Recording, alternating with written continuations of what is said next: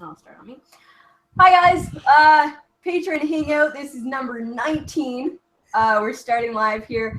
Jason is still at work, so he will be here as soon as he can get here. So it's just me tonight for right now. Once he comes in, then we can ask him questions too. But tonight I am welcomed so far with our buddies Nathaniel and David, and we'll just get right into the questions. Since why not? We're here to do this with questions. Here we go. Nathaniel, first question. So I did have the opportunity to play in a sealed event last night with What If, and the 2 stars that I honestly was amazed at and will cause a lot of trouble in that format is TV Spider-Man and TV's Daredevil. And I pulled them in the same freaking pack. Oh, nice. So they are absolutely awesome tie-up pieces, which especially Daredevil at 30 points will drive your opponents crazy. I'm curious, have you guys seen any other pieces like that that just came out of nowhere that you thought wouldn't be very effective and all of a sudden become effective? We have actually not gotten a chance to play with any of the What If yet. Our release tournament is tomorrow, actually. Jason's going to that. I haven't heard too much of like surprise figures be like, oh, hey, this is shockingly good. I know there were some in like previous sets. The most recent one that I played in was, of course, the Defenders report.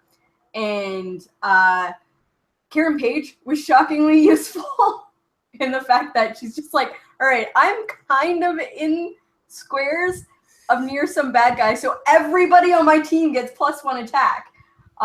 She died I think she died first pretty much every round that I played, which is to be expected when she's giving I had 2 Hulks. Both my Hulks have +1 attack because Karen can see some bad guy. So it's one of those ones where it's like when it's previewed, it's like, yeah, you expect that to kind of be like, all right, well that's a cool piece, that's a cool little thing. But actually seeing it work on the board when all of a sudden it's a board wide effect too. It's not just if she's adjacent to someone, they get +1 attack. It's like if she's within 3 squares of an opposing character, everyone on your team is getting that +1 attack. So that can be super effective without really thinking too much about it, where you're just like, oh, hey, that needs to die. And she doesn't need to be in that much danger either, because especially with like the maps that you'll see tomorrow, there's multiple elevations. They can be on elevation 3 as long as there's an opponent on elevation 1 within 3 squares. Oh, absolutely. And like behind walls or behind barrier, like it's not a line of fire thing. It's just if she's within a radius, it's like, oh, hey, somebody's nearby. Danger, danger, friends, help me. And then everybody's just like, yeah, sure, I'll take +1 attack. I had 2 of the Green Hulks that were just leap climb quaking in because Karen was in danger. It's evil. It's fun. Those Green Hulks are legit. People, I think, seriously underestimated how good they were in sealed. Oh, yeah. The gray ones were fun, too. Yeah, I managed to pull 2 of the green ones. Jason pulled a green one and a gray one, and we both played both Hulks because why not? Right, yeah, they were really good. Like the gray one, you almost didn't want to hit him because he was just going to get ridiculous, and he had steel energy, so he's just going to heal up when he hits you for a crap ton. And then the green one. Go ahead. No, it's fine. I was just going to say I jumped up on elevation with the green one against one of my buddies in sealed and like knocked like 3 of his guys off the building. So that was pretty fun. Well, and the thing is especially with that Grey Hulk, you don't need to actually hit to kill him. You just need to target him 5 turns in a row, and that's it. So if you can keep him on the lower clicks, that's all the more better. Yeah, I had actually pulled the Grey Hulk as well as the 2 Green Hulks, but I didn't play him because I was like, I'd rather play just the 2 Green Hulks and charge Quake, like Leap Climb Quake with both of them. Yeah, that kind of makes you have the other one. That makes you like all close combat. Mm-hmm. I also had Shifting Focus Electra, so I had both Electras, which came in a pack together. And I had Wasp, the incapacitating Wasp on my team, and the outwitting Black Panther. So I had a decent team, but I went 1 and 2. But the first round loss was to Jason. And then round 2 was like, I had the chance to like basically push to die, the very last like action of the round, push to die and sacrifice like my 50-point character to take out their like 70-point character. But I needed like a 10 and I had no prob. So it was like, I have whatever probability that would be, like I had a kind of slim chance of taking out their 70-point character, but regardless of what I do, I'm giving my opponent 50 points. And I should have just done the math because I thought I was actually ahead on points and I wasn't. So it went to time. Last action was called without me doing that, pushing that attack.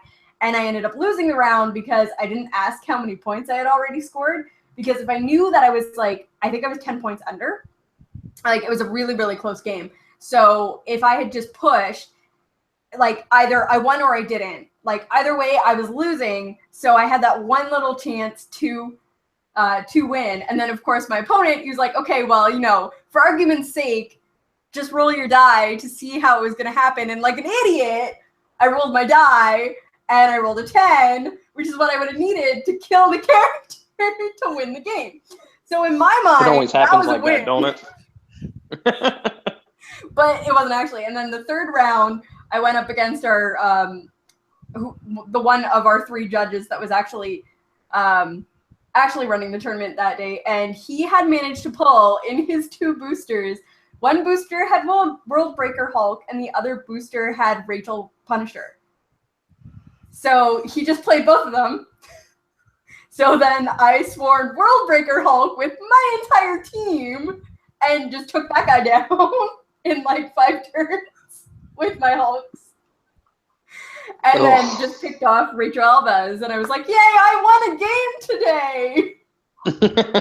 But Karen Page, MVP, because giving Hulks extra attack is awesome. Yeah, because they start with a 10, right? Yeah. Like, they're already beefy. Yeah. So why not just beef them up some more? Right, yeah, that makes sense. I got to play Sealed What If last night, so that was interesting. It was a better experience than I expected in the Sealed, to be honest with you. I didn't think it would be all that great a Sealed set, and I still don't think that, but I think it's better than what we were thinking at the outset of the night. I feel like, well, before going into it, I probably would have told you that if you pulled like Gabi or Cosmic Spider-Man, that you were probably going to win. And I lucked out and pulled Peace Machine. So everybody playing I played a 275-point Gabi second round and a 275-point Cosmic Spider-Man third round. I ended up getting the overall win, so I can't really complain. What was your team? I had Peace Machine, the 50-point Runaways character. I'm really bad because I like, huh? Molly Womping. Yes, Molly. She was awesome. Most of the time, she ended up being bait with that top dial invincible, right? But man, if they missed her, she was going to put a thump on them. And she slugged the crap out of it looks like War Machine, but he's got like a skull. So I'm terrible. I haven't looked at the set barely at all. Iron Hunter Shell? Maybe Punisher, something. Yeah. He starts with like top dial and vulnerability or whatever. and she came up there and punched him and then knocked him 4 squares back, which is just awesome that she just is like, go back 4 squares right now. I got Dr. Stark, the 115.1, because we did a 400-point format because there's a lot of lower point pieces. Mm-hmm. So he had Prob, and so I had Peace Machine plus a guy who's like, if you're within 4, you can't use Precision Strike, you can't use Pulse Wave, you can't use Psy Blast. So I kept those guys near each other to basically keep Peace Machine on the map, because I don't care if you Psy Blast me from far away, you're not going to Psy Blast me for more than 3. Yeah. Let's see. I had the Thor with Charge Battle Fury and Quake Precision Strike. And then I had the Punisher Squad or something like that. And he was mostly there to shield TA Dr. Stark. And then I had Spider-Man, the 55.1. So I would jump between the Mystics and the Shield whenever I needed it. So I got lucky enough to pull a Prob and lucky enough to pull some defensive stuff.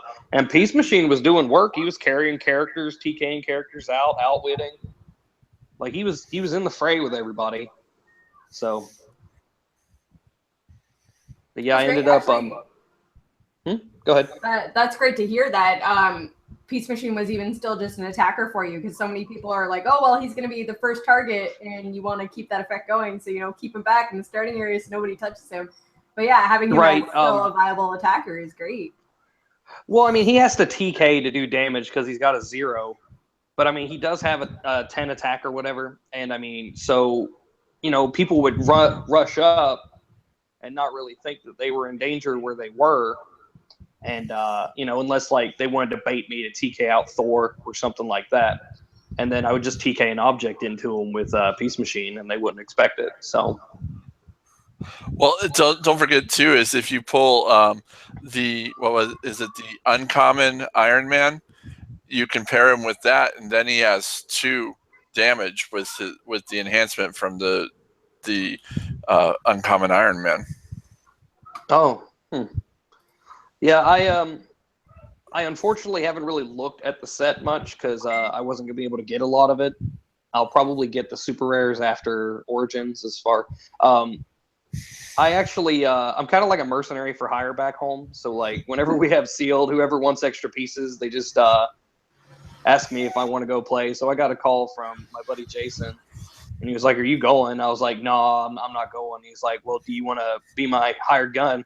I was like, sure, why not? And because we split a brick whenever we do our sealed. So we get the prize support as a brick, and then first gets like 4, and then the next person gets like 3, and then the next 2 or 3 get like 1 apiece. And I ended up winning it. So he got a crap ton of stuff. He pulled a chase and like 4 super rares, and it was his 3rd Peace Machine. So he ended up letting me keep that. So I ended up getting a Peace Machine out of the deal. So that was pretty cool. Nice. Yeah, he pulled one. He traded for another because it was just part of a deal. Somebody was just throwing him in, and then I pulled that one yesterday in the sealed for him, and he's just like, "Well, you just hang on to that." So that's awesome. Yeah, I was pretty happy. He's probably my most wanted piece out of the set. I know Gobby and Spidey are super huge meta. I don't know. I like the concept of Peace Machine. He's really cool. Did you have He's got some. for us? Sorry. I'm just jumping the gun now. I didn't hear either one of you, so. Sorry, we're talking over each other. It's great. We're having a good time. Nathaniel, what were you going to say? Well, he's got a lot of interesting potential because he kind of turns the whole meta on its head a bit, because it stops the one-shotting, which is a very nice thing. Yeah. And so it's exciting to see what people will do with him. Right. I think they just need to decide if they want to make that investment of 50 points in order to prevent that. You know what I mean? Like, well, I've heard some really, really evil team ideas, including him with ha ha ha ha. I definitely thought about that. Haha Joker Because would be a will- huge pain if he's only taking 3 at a time. Because then he could just try to heal it back up at the beginning of the next turn, and never Prime Pool cross would the be line. pretty annoying with him as well. Mm-hmm. Yeah. Yeah, and Madcap is one that I've really been wanting to play around with, because you don't care about damage output at that point. As long as you're doing some damage, you're fine. Right. I think he'll be really good in limited, and I think you got to have a versatile team, something that can do damage in a bunch of different ways. Mm-hmm. Agreed. Ugh. So, Amber, do you guys have sealed tomorrow, or you're on mute? I was typing to Jason, so I was like, I don't want you guys to hear the click-clacking of my keyboard. And then I forgot that I had muted myself. Jason's going to the Seal tomorrow. I unfortunately am not, because we're right around the corner from Origins. We have enlisted our regular babysitters to take our kids for that entire week. So nice. Pretty much we have no babysitting like for the next month, because we're using up an entire week's worth of babysitting. So it's like anything that we want to do this weekend, next weekend, the weekend after. Like I think the next time we're going to be able to wrangle some babysitting is our wedding anniversary, which is like the 2nd of July. So it's like, right. All right, we're just going to, so it's like we'll pick and choose who's going to what. Jason's going to Hero Clix tomorrow. I'm going to go shopping with my girlfriend on Sunday. So it's like, all right, somebody take the kids, please. But yeah, Right. So he's looking forward to it. I was telling Nathaniel before the cast started that our second brick that we got, we actually split a case with a buddy of ours, and he had opened the case, handed us our brick. He went home, and then I waited for Jason to come home to open our brick. And while I was waiting for him, our buddy texted us, and he's like, "Hey, I got Goblin King and Venom Thor." And I'm like, I don't even want to open my brick now. Like, that's Right, horrible. I wouldn't have even told anybody. I would have been a jerk and like put it on eBay. Sealed brick. Yeah. And then so we ended up pulling Peace Machine, but he's hoping that he'll get something more. Yeah. With it being a much smaller set, we pretty much have the set already with the 2 bricks that we got. At this point, I don't think we're missing. There's 1 rare we know we are missing, and I don't know if we haven't really looked into whether or not we're missing more than just that 1 rare, but we are missing the Punisher rare, which I want for this fact that I just want to complete the REV sets, because they did that as their special 15th anniversary thing. They're like, hey guys, remember REV sets? Let's do that again. So we have a common, uncommon, and rare of Thor, Punisher, Spider-Man, Iron Man, and Daredevil, which is why there are some packs out there that will actually have all 3 of those in a single pack as a specialty REV pack. We pulled the Daredevil one on our unboxing video. So we pretty much have all that except for the Punisher rare, which they ended up previewing, and that's how I knew there was a Punisher rare.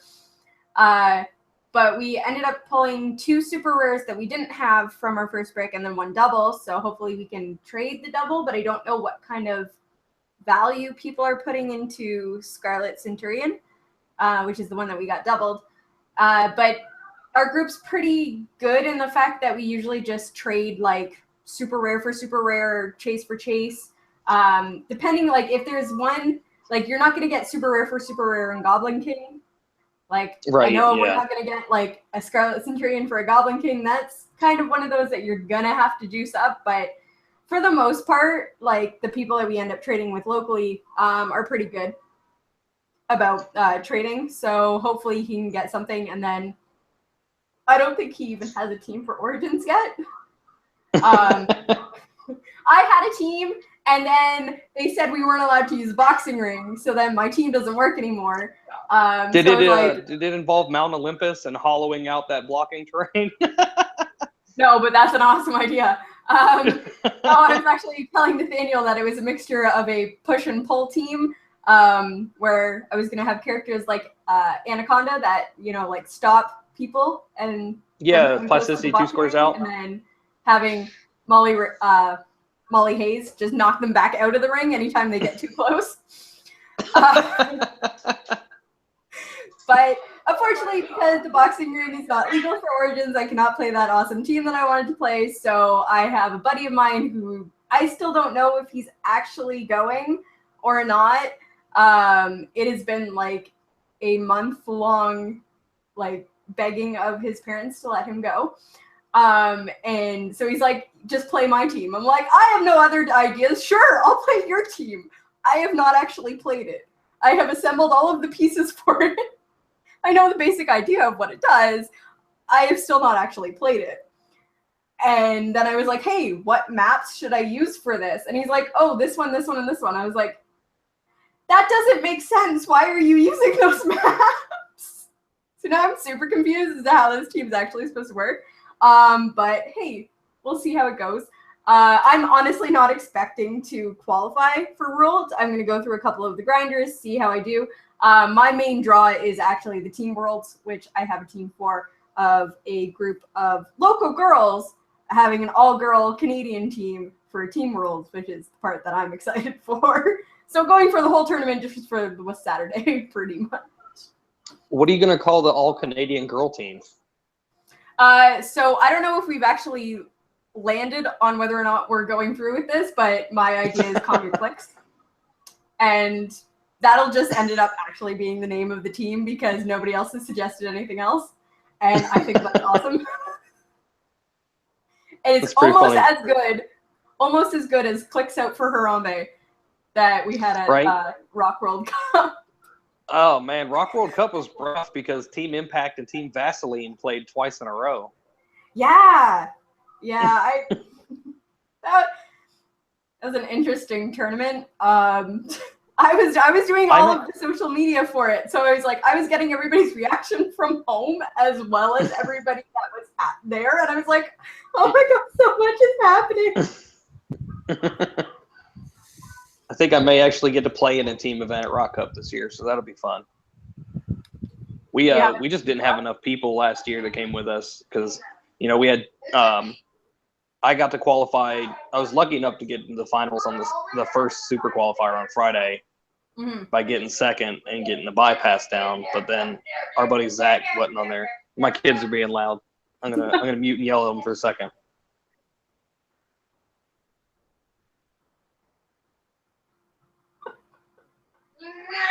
All right, there we go. I have 3 girls and they're wild. Fair enough. I have 3 children. I know what that's like. Yeah. Do they do your kids do you let them play with the pieces and stuff? Are there certain characters or sculpts that they really enjoy? My daughter likes to collect any kind of female sculpt. There's also a lot of comic book characters that she's actually familiar with, so she likes to collect those. What was it? It just recently retired too. When Grodd came out, I think it was Trinity War, maybe Flash. When Grodd came out, she was ridiculously excited for Gorilla Grodd. And I had to track down a Grodd for her, but the one that just came out was a super rare, so I'm like, honey, I'm not giving you a super rare. So a buddy of ours actually got her one of the old hyper time Gorilla Grods, or whatever the first time he had showed up in, and gave her one of those that had the old arch enemy base on it and everything. It was awesome. She collected all the mermaids. Yeah, of course. From Superman, Wonder Woman, anything that is Teen Titans, she goes crazy. My son's comic book knowledge is almost exclusively because of HeroClix. They'll watch DC Superhero Girls and they'll watch Teen Titans, but they're really hooked on Venom, Toxic, and Carnage right now, and Anti-Venom because of the HeroClix. And they go crazy anytime they see any of them. We have this bin of Golden Age commons, uncommons, and rares from like 2 years ago, like not this rotation that just happened in June, but like last year's rotation, and we have like a giant Rubbermaid, like 1 foot by 2 foot by like 1 by 1 by 2, this huge Rubbermaid bin, all just packed full of, and they keep going through it and just like pulling it out. And I have one of my sons likes to organize his Clix, and he'll just take them out and line them up and match up the characters, any of the matching doubles. And then my other son likes to fight them. So a lot of just broken HeroClix pieces all over my house. And I'm pretty sure if I like went under their bed and under their dresser and under their carpet, it would just be filled with like body parts from HeroClix figures that they've just put into their room and then like stepped on, or they fought or whatever, and they've thrown across the room and they've shattered. Yeah, so they like the Clix. With the new rules that are coming out this summer, we're going to try and teach my daughter how to play. She's still grasping some concepts, but she's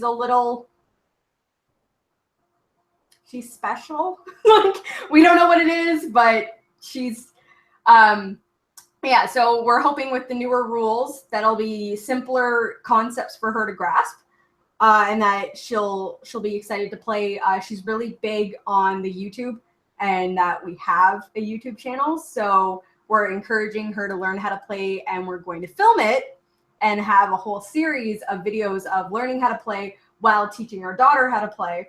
And so we're hoping that whole, hey, I get to be on YouTube thing will really get her encouraged to start playing and actually focus on learning the rules, because her focus and interest doesn't always stick. But she's also like 9, so kids. Yeah. I try to, it's the math that's always kind of weird for them. So like, we'll be like, well, this person has a 10 attack and they have a 17 defense. So what do you need to roll to hit? And they're like, I don't know. I'm like, it's basic math. Come on. Like my 10-year-old's just like, I don't know. I'm like, it's 7. Just stop that. You know what it is. But yeah, my kids really enjoy they're all girls, and they're still being loud. But they all enjoy the Teen Titans a lot, and just any girl superheroes they're super into, and I'm sure they'll be super into collecting extra Wonder Woman pieces here shortly. Mm-hmm. I mean, no, they have a good time with it. It's just it's a big time investment to sit down with 3 kids and put a map and let them, because they got to build teams so it's fair. Yeah. And then so that just time investment of like, all right, let's get a map. Y'all each build a 400 point, because 300 points isn't enough for them, right? My 9-year-old wants to play Thor, and he has to be like his whole 200 point dial. He can't be like 100 point Thor. He has to be the biggest, best Thor there is. And my 9-year-old has a big habit of lightning bolts and range. Like whatever has the most lightning bolts and range is what she picks. Nice. Because she's realized, wait a minute, if I can target a bunch of different things, I'm probably going to hit something. So that's what she does. But no, man, it's fun, but it can be super stressful because we understand it on such a high level. Mm-hmm. That it's hard to go back and explain the very basics of the game. Oh yeah, I even have that problem when we have brand new players like at our venue, and like I always try to help new players, but like they have to have just like even the most basic understanding of the game itself, and then I can teach from there. But it's like teaching from like I know absolutely nothing. What do these symbols mean? What does this color mean? And it's like I can't go that basic. Like we actually tried, because so many people have asked to be like, well, why can't you guys do like tutorial or like how to play the game videos? It's like I can't go that bare bones, that basic, because it's just like I've spent the last, like we've been running the channel for 4 years. I've been doing Dial It Up for at least 2.5 years, where it's like I've spent the majority of my videos doing advanced in-depth rules, where it's like when I need to explain what sidestep does, where it's like I forget how to use standard powers because I'm so used to trying to teach how all these like stupid, ridiculous combinations work that it's like, wait, what's a free action? How does this work again? What's a double power action? What? What do you mean you can't carry a person that's carrying an object? I actually learned how to play Hero Clix from YouTube videos. The day before my first tournament, I was binge watching them at like 1 o'clock in the morning. I had gone and bought singles out of a singles case just to try it out. And yeah, I was watching YouTube videos like, I don't know how to play this game. That is awesome. I ended up learning this game. I learned this game when, God, how old would I have been in 2002? Math is not my strong suit. 16. I learned this game when I was 16. My brother had bought the Infinity Challenge starter pack and brought it home and was like, hey, this game has superheroes. You like comics. Come play this game with me. So we sat down with the starter set that had like Spider-Man and Elektra and Wolverine in it and the rule book. And we're like, okay, let's learn this game. And I was like, this is awesome. I love it. I want to play it every day. And then like 2 weeks later, my brother's like, no, I'm bored. I'm bored with this game now. I'm going back to my video games. I'm like, but I want to play this game with you. He's like, no. And then I had nobody to play it with, but I was still collecting figures because at the time, EB Games was still Electronic Boutique. EB Games in the States is GameStop. GameStop bought us out. But before that, they were called Electronics Boutique. And they sold more than just video games. And they actually started out with some collectibles as well. And you could find HeroClix there. So, and this was at the time where Hyper Time had just come out. And I was buying boosters based on who the box art was. So there was like 2 different box art of Hyper Time. And I think one of them was like Superman. But the other was Catwoman. So anytime I found a Catwoman booster, I would buy it because it had Catwoman on it. Because I was 16.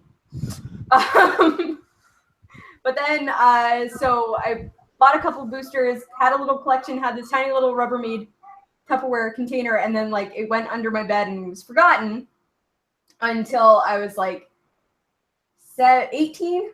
And the guy I was seeing at the time was into Mech Warrior. And then he was like, hey, you play HeroClix. I've played Mage Knight and Mech Warrior. Let's play HeroClix together. He's like, I'll teach you how to play Mage Knight and Mech Warrior. I'm like, no. We can stick to the HeroClix. That's fine. I'll play my HeroClix. So then we played, and then we found out a buddy of his knew how to play.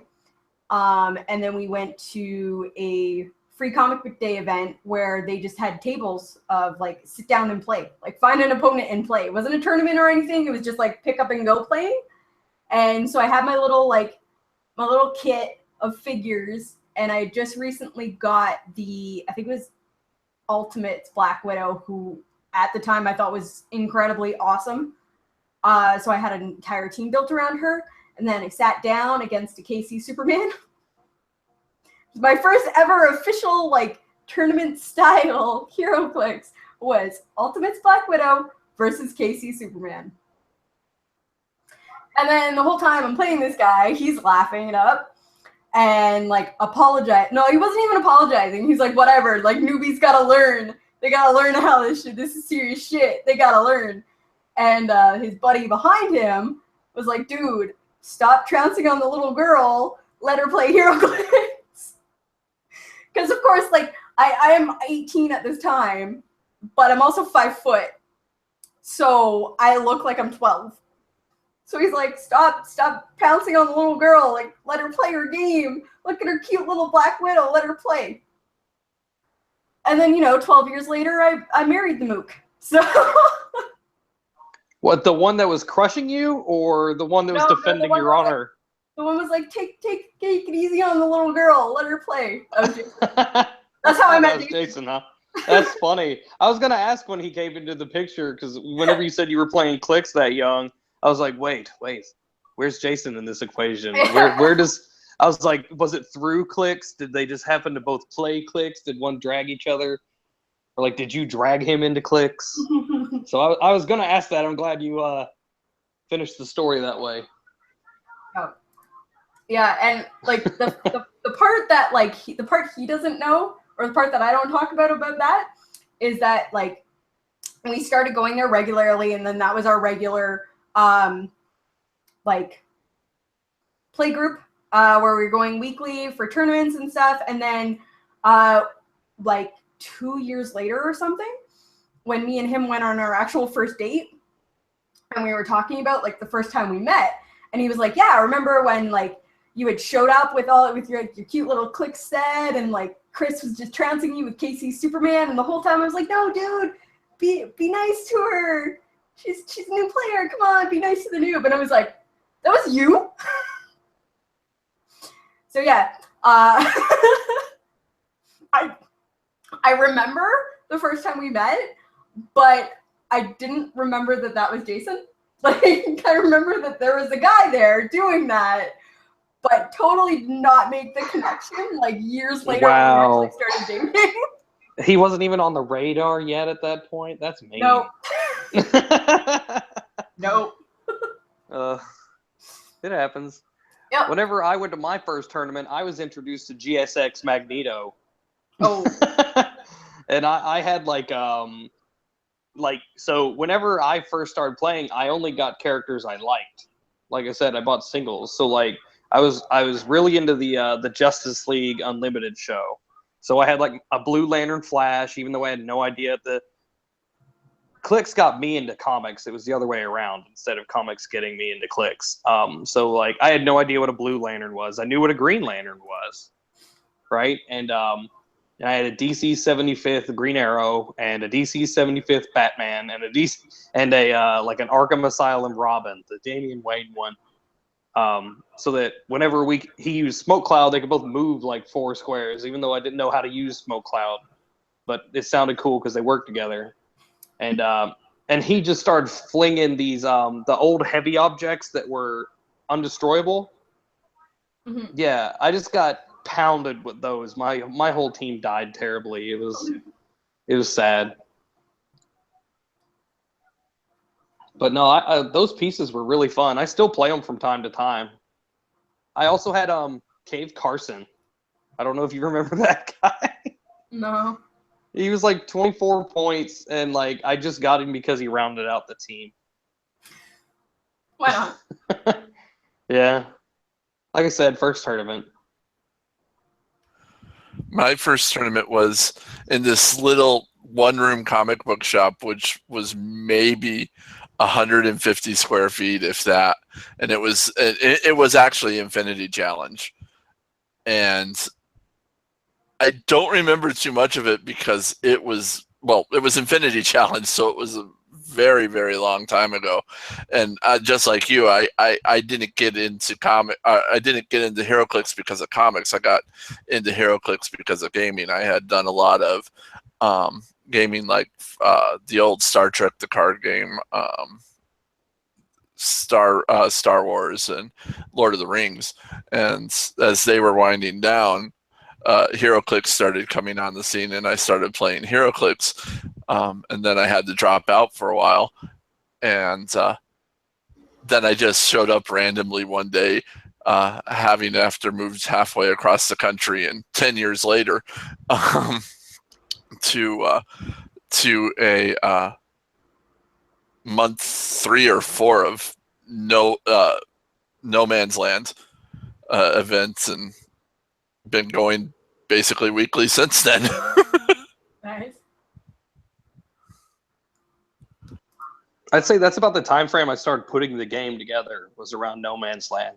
That first tournament was the month 1 of Infinity Gauntlet, and like I was still learning the game whenever all that was going on. And I'd say by the time No Man's Land hit is when I really started to grasp the game, which shows you it takes like 6, 7, 8 months for you to really, I don't know, feel the groove. I mean, some people are a little faster, but for me, we had a really competitive play group, and only one person really was willing to teach me.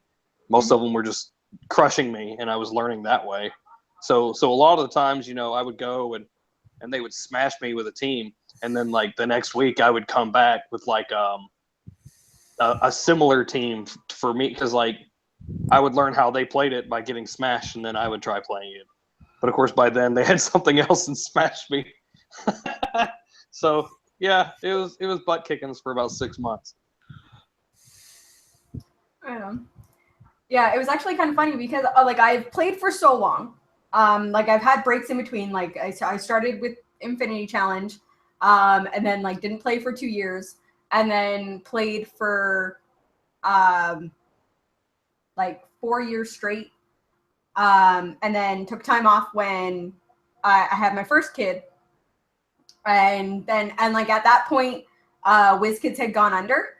So like they weren't making new hero Clix, and we're just like, okay, well, we'll still keep our old Clix around, and like whenever our buddies will come over, we'll pick up a game or two. And then so there's like a 2-year span there where we weren't buying, we weren't playing, we weren't really doing anything. And then NECA bought WizKids, brought it back. And then like, so we were still kind of playing some games with our buddies, but it wasn't until like Incredible Hulk and Superman set that we actually like got back into buying again. And then we started the channel Wolverine and the X-Men. So, but it wasn't until like 2 or 3 years ago, maybe, around Fear itself, I think, that I actually started taking the game seriously. And I have a train that passes by behind me. But yeah, so around then because I was sitting there and I was like, I have been playing this game for like 10 years. And it's like, I have like years of experience on top of these players that I'm just letting beat me week after week. And I'm like, now this is starting to piss me off. I should be better at this game. I've been playing it too long to play this badly.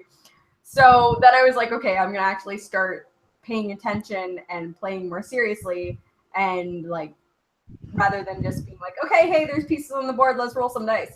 Because at that point I didn't really, it wasn't that I didn't care, but I played to have fun. I wasn't playing competitively. I was just like, hey, I like this team, let's play it. And we were still kind of getting back into the tournament scene, which was after No Man's Land, but before Fear itself started. We actually started going out to weekly tournaments again. And because this was just after our twins were born. And so I was showing up at like a Golden Age tournament where I'm like, hey, check out all of my old school Wolverine pieces from like 8 years ago. And I went up against a guy who's actually one of our really good friends now. And he was like, check out all of my old X-Men pieces with, like the Infinity Gauntlet. I'm like, what is this shit? What are you doing? Why are you hurting me so bad? I don't understand. Why do you have +2 to your movement probability control? Why do you need cards?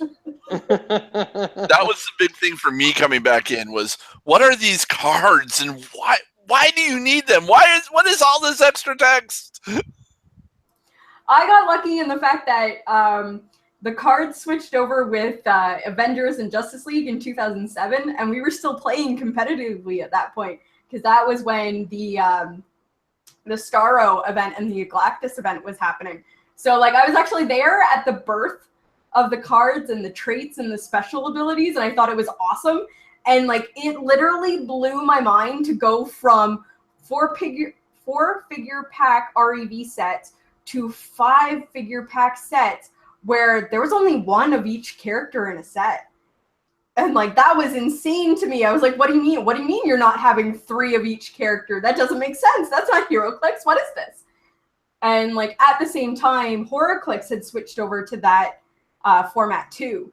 And they had come out with the best set they had ever came out with, which was Nightmares.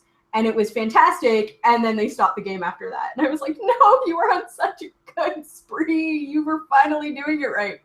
But yeah, so then we dropped off at like 2008 when the game itself dropped off and they stopped making it. So we were there for the birth of the cards, so that didn't like throw us off, but these resource things and the relics and like all of the special object things, I'm like, what is this? What is happening? Why are you beating me in 10 minutes? This doesn't make sense. This isn't HeroClix.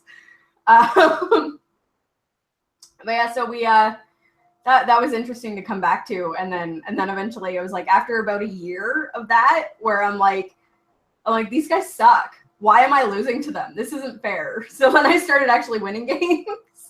I still have only won one entire tournament, but it was like a 4-round tournament. But I've placed top 16 in a what's that? Super qualifier that I played down in Michigan. And I was top 16 in Canadian Nationals one year.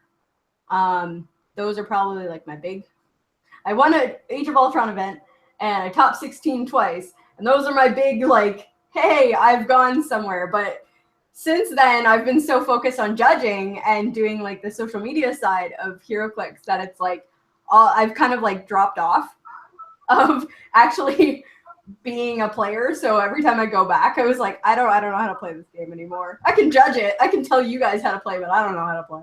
Come on now. You originated the Indigo Battery Mr. Freeze tech. That's true. I was talking to a buddy about that, and he had mentioned it, not me. And then, like, we were talking about it like a day before you played it at, I guess, was it Canadian Nationals? Yeah. With Johnny Quick or whatever, and I was like, oh man, there it is, and it's so brutal. It was so good too. Like that team was really well put together and it played really well, but it just didn't fit the meta that was happening at the time. Because I believe that was the year that Iron Pharaoh was still out and he was dominating. I think that was the year Iron Pharaoh was dominating. Maybe not. I think it was the year after. But I mean, like, the Orange Battery was there to take off stuff, and there was just a lot of stuff. But I was gonna say that was yeah. I'm trying to think of like that was my second Canadian National, so that was the year that Kenny won, and he won with Gloop. Yeah, so he won with the Gluttony Dupe. Yeah. Gloop. Yes. Right before the Hammers retired. Yeah, that's what it was. So it was and Banshee was everywhere. That was right. Yeah. You know what it was? Nope, that wasn't the year for Faust because I went up against Faust and Doctor Strange with my Skull Ship. The Skull Ship is the best I've ever done. Like the 2 top 16s that I've made were with the Skull Ship. And that was pre-ID cards, wasn't it? Yeah. Yeah. So I mean, that's saying a lot. I mean, because that's literally the Skull Ship's forte now is calling out big ID card characters. Mm-hmm. Well, because when he first came out, and that was the thing that like threw everybody off, because at the time they didn't really have a ban on when con exclusives became legal. If you could buy them at the event, you could play them at the event. So I was actually playing with like a paper printout of the dial for playtesting, with the pure intention that I was going to go there, purchase my Skull Ship day one, and then play it the whole weekend. And I did. And everybody was like, how do you know how to play this thing? And I'm like, I've been playtesting since this thing got previewed, because it is only 200 points. It is 16 clicks long. And if you can get it to God mode, because at the time there was no alpha striking. There was nothing that was like really super aggressive in the meta, so he could take his time and collect up his city tokens, go to God mode, and then wreck your face. Also at the time was the Sinestro Battery. So the first time I ever played the Skull Ship, the day that he came out, was with the Sinestro Battery, And the original ruling on the city dial was that it actually added to his point total rather than it being an optional trait, which has now been retconned to being an optional trait. So he was considered 225 points. At the time, the only thing that was matching or more than his points was the Trinity War Superman. So everything that attacked him was at -2 attack. And then he was boosting up his damage. And then on top of that, sniper rifle. So he had a 10 range. I could keep him on his travel dial. So he had super defense, invincible top dial. He cycles between invincible, invulnerable, and impervious. And just move around, collect up my tokens, and basically wreck face. And that was how I ended up. I think I came in 13th or 14th or something. Top 16 on that. And I think I lost out on points because the final round before cuts, I came up against a Faust Doctor Strange team who also came out that year. And it went to a roll-off because there was no points scored. So because it went to a roll-off, I had no points. I ended up only coming in 14th, even with that final win.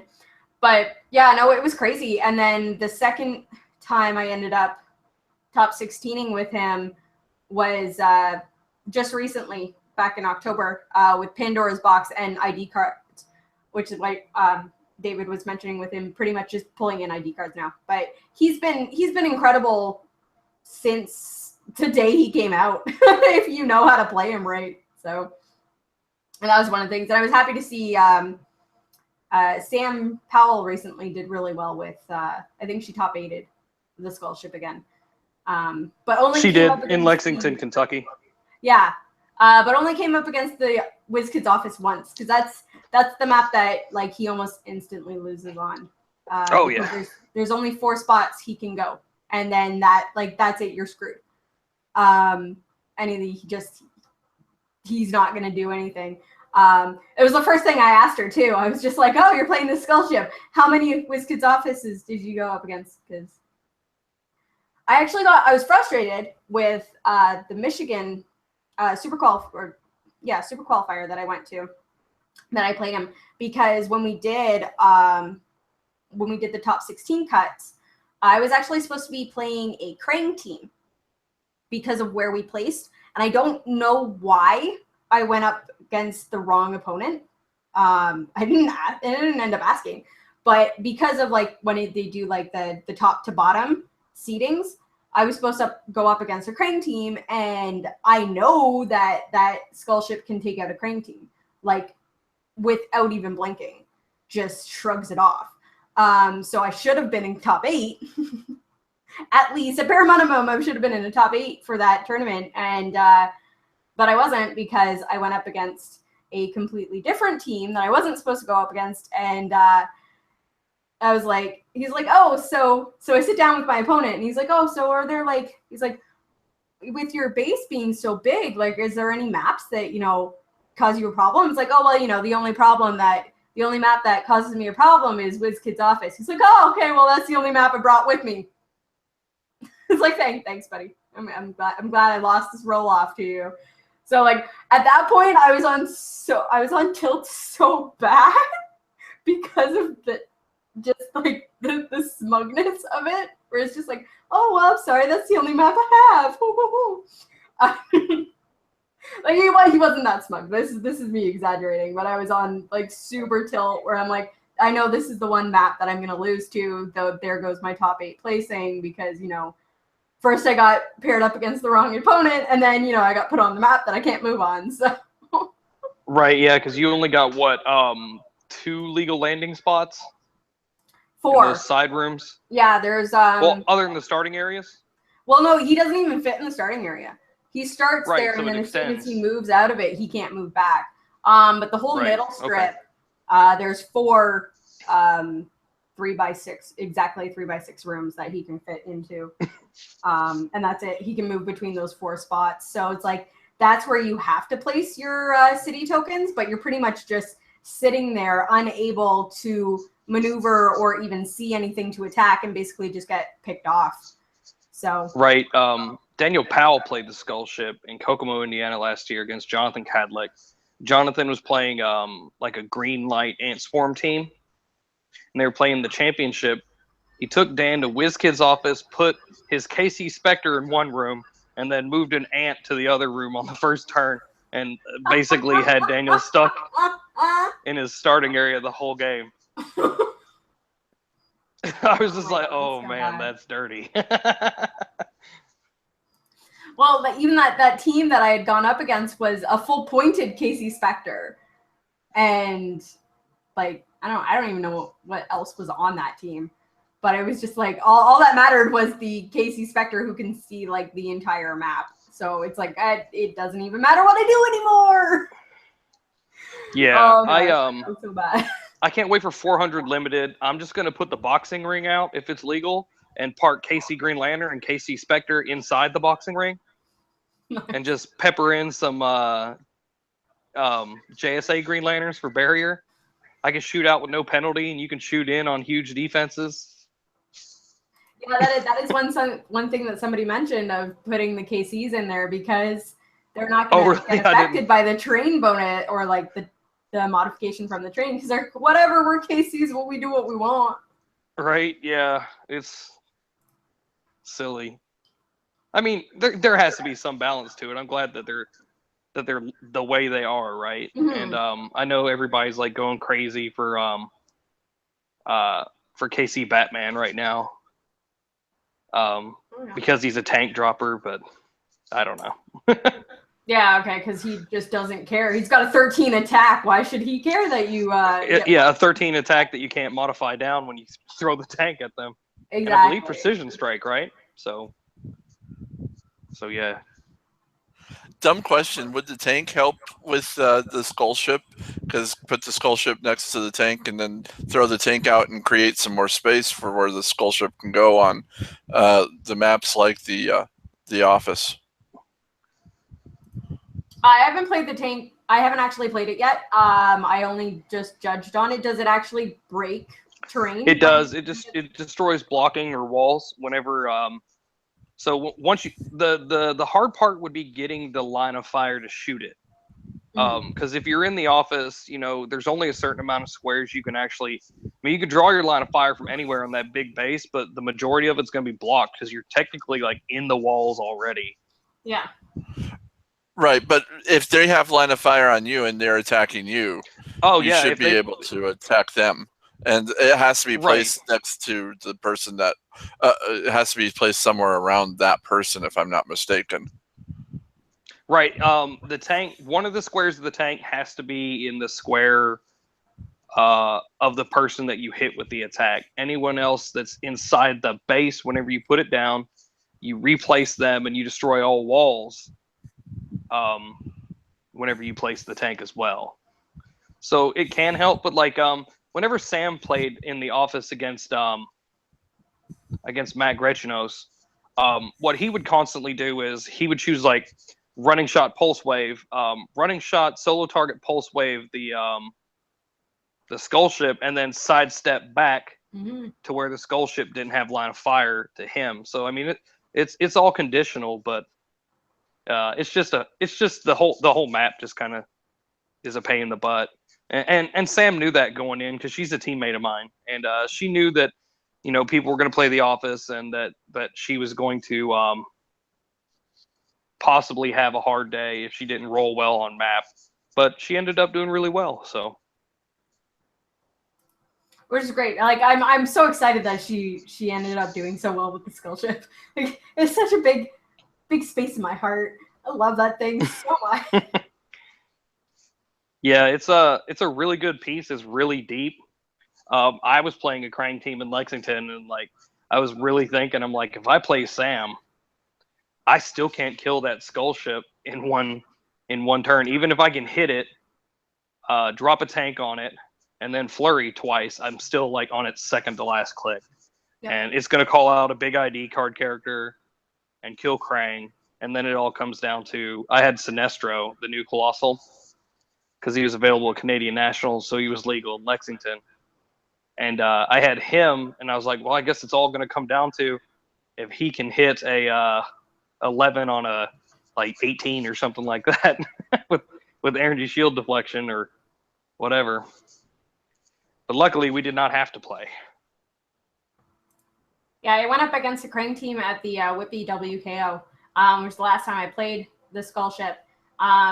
Did a lot worse than I wanted to, but mostly because I hit that one game where I'm just like, well, it was the team that took me out in Michigan, and I'm like, I'm gonna play this team again. I'm gonna play it properly this time, and it was like, no, this team he ended up improving on the team from before, and it was just like he just made it better, and I just have to accept that this team beats mine.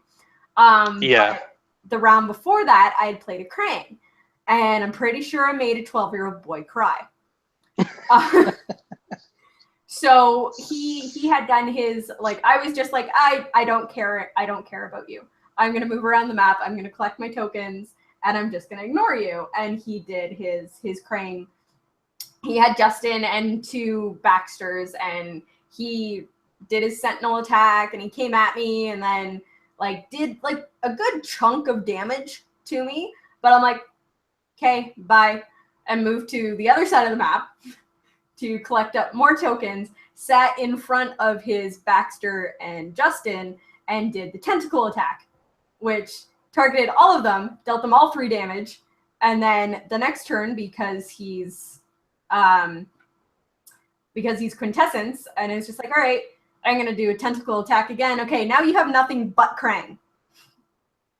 And I once again just ignored him. And on this team with me, I had Atomica for CSA Prob and Night Nurse, who he was bringing with him every time. And anytime he was sitting there not doing anything, Night Nurse was healing him back up. So Krang is just kind of like limping around the map, being like, what do I do? And I could see it in this poor kid's face where it's just like, I just knocked out all of his support. All he has left is a wounded Krang because he wasn't able to get back to the Baxters to heal back up. And so he's just like throwing Hail Marys, damaging himself to try and get at me. And I'm out maneuvering until I hit God mode. And then he's like, okay, well, what does that do? I'm like, yeah, these 6 powers, I now have those, and I get +1 to all my stats. So, hi, Krang. So then, of course, I came back to him and then just slaughtered him, and he walked away, and I'm pretty sure he was crying after that. And I'm like, I kind of felt a little bit bad that I made a little kid cry, but then I was like, yeah, I beat Krang. So. Well, I mean, you were obviously just toying with him, too. That's the worst part. Yeah, you probably could have taken him out without getting all your cities, but you were just like, no, I'm here to munch cities and kick ass. It's like that. I'm all out of cities. This is what happens when I play this team. He needs to collect all of his cities. I don't care what you're doing. This is what I do. Right? Yeah, must get all the cities. If I were him, I would have been like, okay, I accept that I'm about to lose this game. It's time to score me a Night Nurse and maybe an Atomica if I'm lucky. Right? Like, he didn't even try to come after the little guys. Like, I mean, every time I moved the Skull Ship, they were, like, behind me, and I had them, like, I was carrying them every time, but he didn't even try to move around and take them out. So it was like, so, I mean, obviously wasn't the most experienced player, which there's nothing wrong with that, but it was just like, yeah, like, try to score points, bud. Like, come after something. Like, stop trying to take out the Skull Ship. I apologized to a guy in Lexington a few weeks ago. I was playing PJ's Krang build with the tank and everything like that, and because I didn't have any time to practice, so I was like, well, let's get something that's going to end the game quick or win or lose. So this guy was playing Spider Gwen and Handstand Spidey, both with entities, and a J. Jonah Jameson, and as soon as I saw his team, I was like, okay, what all does this do? So, like, turn 1, I just passed. He moved up his guys. And then turn 2, I did the whole Go Colossal run out. I took my chances with the Handstand Spidey and one-shotted him with Krang. And then I chose Pulse Wave off the powers for Krang. And solo target Pulse Wave does Gwen for 6 damage and kill her.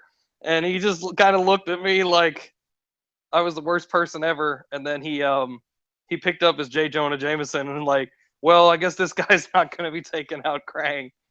So it was his first rock, and I felt like terrible, but like I had a very tight game that I lost round 1, and it was nice to win on turn 2. So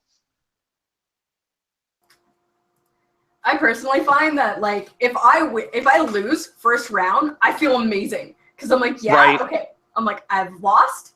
Now it's just gonna be great for the rest of the tournament, where it's like I've got my loss out of the way, and then I've dropped a bracket, and then I'm gonna climb back up. We had one guy at the WKO with the Skull Ship. He had a really aggressive Turtles team, which was just fantastic. He was playing all Turtles and April O'Neil, and he just swarmed the Skull Ship and just beat it to hell. I couldn't maneuver around him because he had Renatelli, so every time I moved, he could move right back to me. So it was like there was no point on actually trying to collect my cities. So I'm like, I'm just gonna try and attack you. And then I missed like every attack. And he was just like turtle swarming me. And then afterwards, like he apologized for winning. And I was like, dude, honestly, I feel so good. I'm like, don't worry. Every time I lose first round, I do fantastic for the rest of the tournament. Don't worry. I'm like, you're my lucky charm now, dude. I'm like, and you beat me with turtles. Like, right, yeah. You can't be mad at somebody for playing Turtles. I felt so bad. You just can't do it. Second round of that tournament? Oh yeah, so this guy was like a regular watcher and of our channel. First round he faced me and beat me, and then second round he faced Jason and like got just mopped. Just he's like, oh yeah, hey, I beat your wife first round. It's like, okay, yeah, thanks for beating my wife, dude. No, definitely not the first thing you say. I mean, hold on. Hey guys, Jason's back. What? Where? I love that guy. Jason, did you open up with "Nobody beats my wife but me"? Nobody beats my wife but me. So welcome to the show. We've pretty much just been chit-chatting. I think we had 2 official questions, and now we've just been talking. That's fine. Oh, sorry. We paid for it. That's all right. No, I'm not good with questions. No, this has been fantastic. You guys have kept me talking the entire time, which is my biggest fear of doing this by myself. So. Oh, blank space, like blank silence, is like so scary for so like this is like somebody say something. Dave, I think this is the first time we've talked in the past couple times we've talked where I haven't been attacked by a Canadian goose. Oh, wow. So you're due. I know. Well, I think it's just when I need to go on your podcast that it happens. That makes sense. It's like I'll get attacked by Canadian goose, and I think, it's time to go on Clix stuff again. Yep. Because that goose was clicked off at me. I mean, I think it was funny because I literally just got a Facebook message like out of the blue. I don't know if he wasn't like super big into the Clix scene except for like mostly around Kentucky. And around 2014, 2015, we were just having so many rocks around here. It was crazy. His name's Drew. He goes by Vanilla Thunder on the Realms. And him and Luke Grace had messaged me and been like, we want to do a podcast and we want you to be on it. And I think their original idea was Luke just wanted to talk crap about a lot of people. And like I was like, well, I'm not super comfortable talking crap, especially if I don't like actually know the person. So like I'm not going to call somebody like names and stuff like that, especially if I don't know them. And I love the community, and I just felt like it wasn't good for it. So whenever me and Drew had told Luke that we didn't want to do that, that's when he bailed, and that's when Clicksoft kind of became its own thing without talking crap about people and actually, just having a good time. I remember when there was like advertisements for like when your show was first starting up, and like there was all this like parental warning, mature language, and I'm just like, what is it? Who are these goofballs? Like, what's going on? What are you guys doing? And then like, then we got to Rock Worlds, and like we were waiting for the Critical Clix live podcast. Another mature podcast. Right. Right. And like I walked over, and I think it was just like I think it was your brother, where he was just like, here, and just like hand me a bottle of alcohol. And he's like, here you go. I'm like, all right, let's go. And then Dave handed me a drink, and then we did Jaeger bombs, but we didn't have shot glasses, so we put the Jaeger right in our mouth and then drink it. And then like every time I was like, oh, my bottle's empty. I went to put it down. There was just like another one handed to me. I was like, this is the best service I've ever gotten. We should do podcasts more often. We were in a super good mood because me and my brother, obviously we grew up together, but whenever I was 20, I went to the Marines. And he was still in high school because he's 4.5 years younger than me. By the time that I was getting out of the Marines, he had already gone into the Navy. So for the last over a decade, we get to see each other maybe twice a year. So that was like our one time we had seen each other in 2016. And we went out to get food. And I was like, they're doing a live podcast back at the hotel. You just like want to get absolutely hammered and heckle the crap out of them. But it ended up just being me getting really hammered. I didn't eat more insults for going up drunk and going on my original script of Killer Frost because Scott tells me ahead of time, it's like, we're going to do Sucks a Bags of Clix and we're going to talk about Killer Frost. And he puts Jack Frost on the board. I'm like, this isn't Killer Frost. You know what? I've been thinking about Killer Frost the whole day, so I'm just going to talk trash about this the same way I'm going to talk trash about Killer Frost. And I just told him, like, trash talk to Jack Frost. It's like, I'm going to eat Tom's shirt, aren't I? And he's won a tournament now, which means I got to eat Tom's shirt. And like the whole time he's sitting there, and I'm sitting in the audience, and I'm just like, there is no way he has drank enough to be like this drunk that he can't even assess a figure properly. I'm like, what is happening up there? Like everything about this is wrong. I also had to be contrarian to everybody who was on the table, including Jay, especially Jay. I got to be devil's advocate to my own guys. I got to be devil's advocate to somebody else's guys too. So since everybody was 3 against 1 on Jack Frost, it's like, all right, fine, let's do this. And he's only won 1 tournament so far of note. I have to apologize. Like, show that my shirt has a pattern because it's been fine all night, but then Jason showed up in a black shirt, and all of a sudden our camera was just like, "Hey, white!" There we go. Nope, that didn't help. Like, no, I wore a white shirt. That's my bad. All right. So while we were chit-chatting with David there, Mike snuck in, and I know Mike always comes with a stack of questions. So, there we go. See, I love how organized you are every time.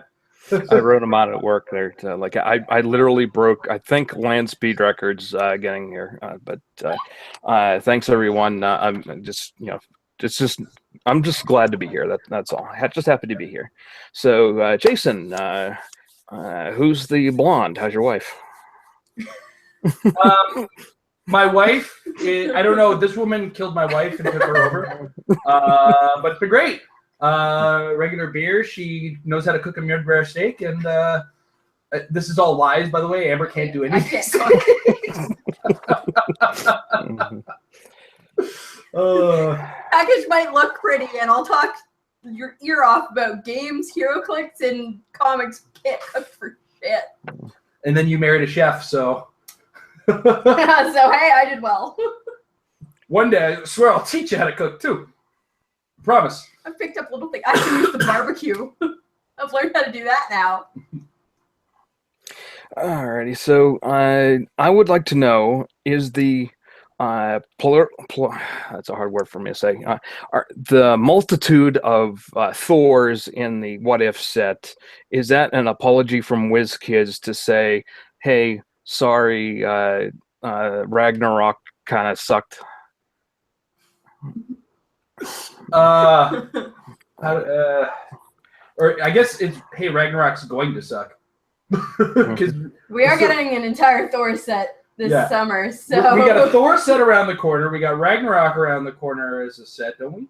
Yes, they are doing a mini set for the movie. And we have 4 Thors in the set if you include the Chase Thor. Or 5 because of Thorus. So Yes, if we I do don't think there's any apologies in sort this of- case. But one observation Amber made when she was making a comment off the top, I'm sure I don't know if she planned this or not.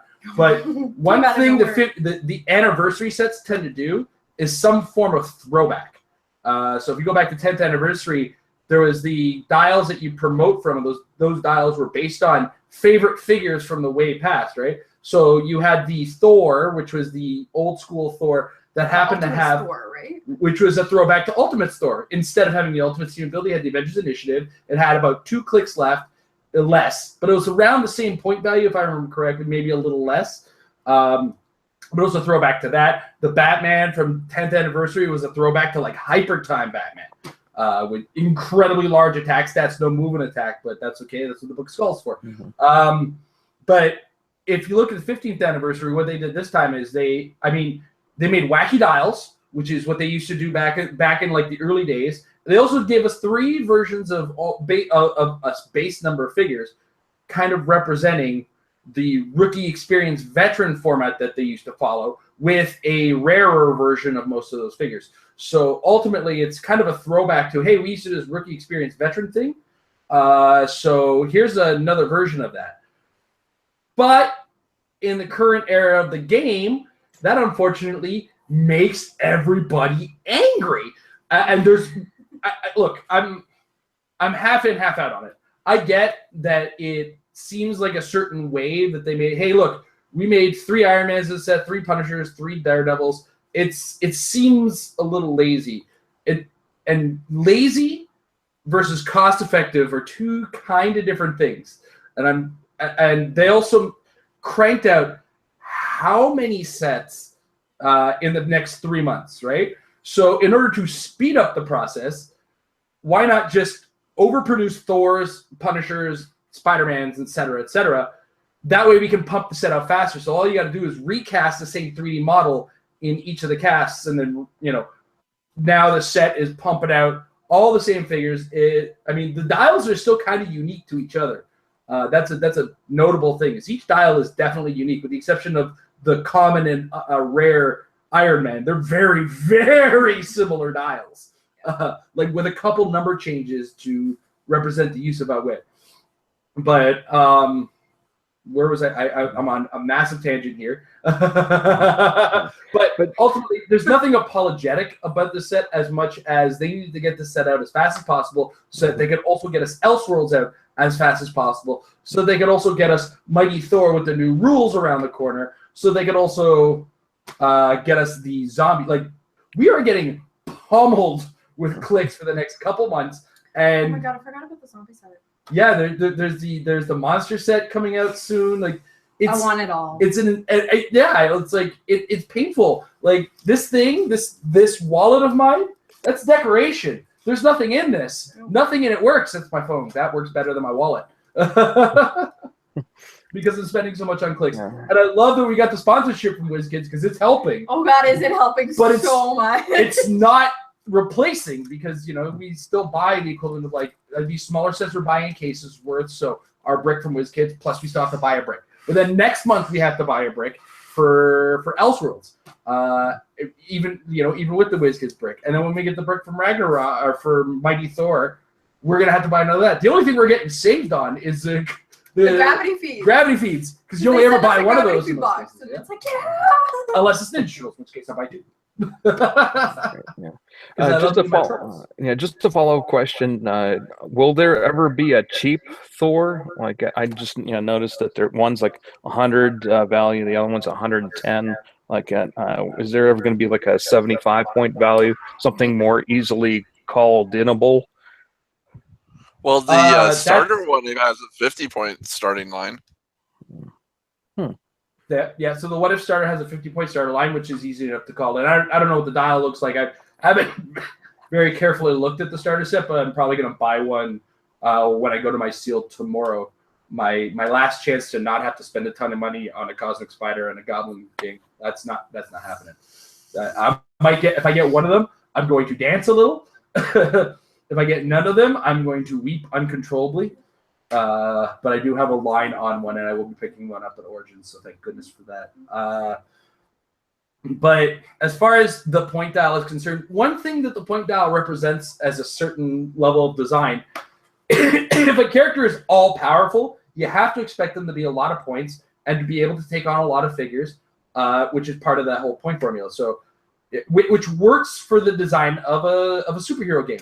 So when you have a guy like a Darkseid show up, and you create a bunch of parademons, small figures, etc., and put them next to him, it still feels like what you get out of the comic book, because this is all-powerful dude and minions. You got to get through the minions to get to the guy, but in the meantime, the guy is shooting the crud out of you, right? Whereas the Thor is always like the last chance in a lot of Avenger stories, or the first chance against a really big enemy. So that's why you'll get big point Ultrons, like that 300-point Ultron we had in Age of Ultron, a 250-point Age of Ultron one. Like the 120-point dials, those were Ultrons brought up by a bigger Ultron, right? So design-wise, you get that whole thing where it's a big, powerful dude has to be represented in a certain way. Now, that said, storyline-wise, we have the Thor the Unworthy. We're probably likely to get a fairly cheap axe-wielding Thor out of that. I want it. So do I. An axe wield. I think he only has one hand at one point too. I haven't read the book myself. I haven't read the actual book itself, but I read I read all of the Secret Wars, like everything that I spent like 3 months reading everything that encompassed Secret Wars, and they had the Thors set, and Thor the Unworthy was one of the characters in the Thor book, and he was awesome.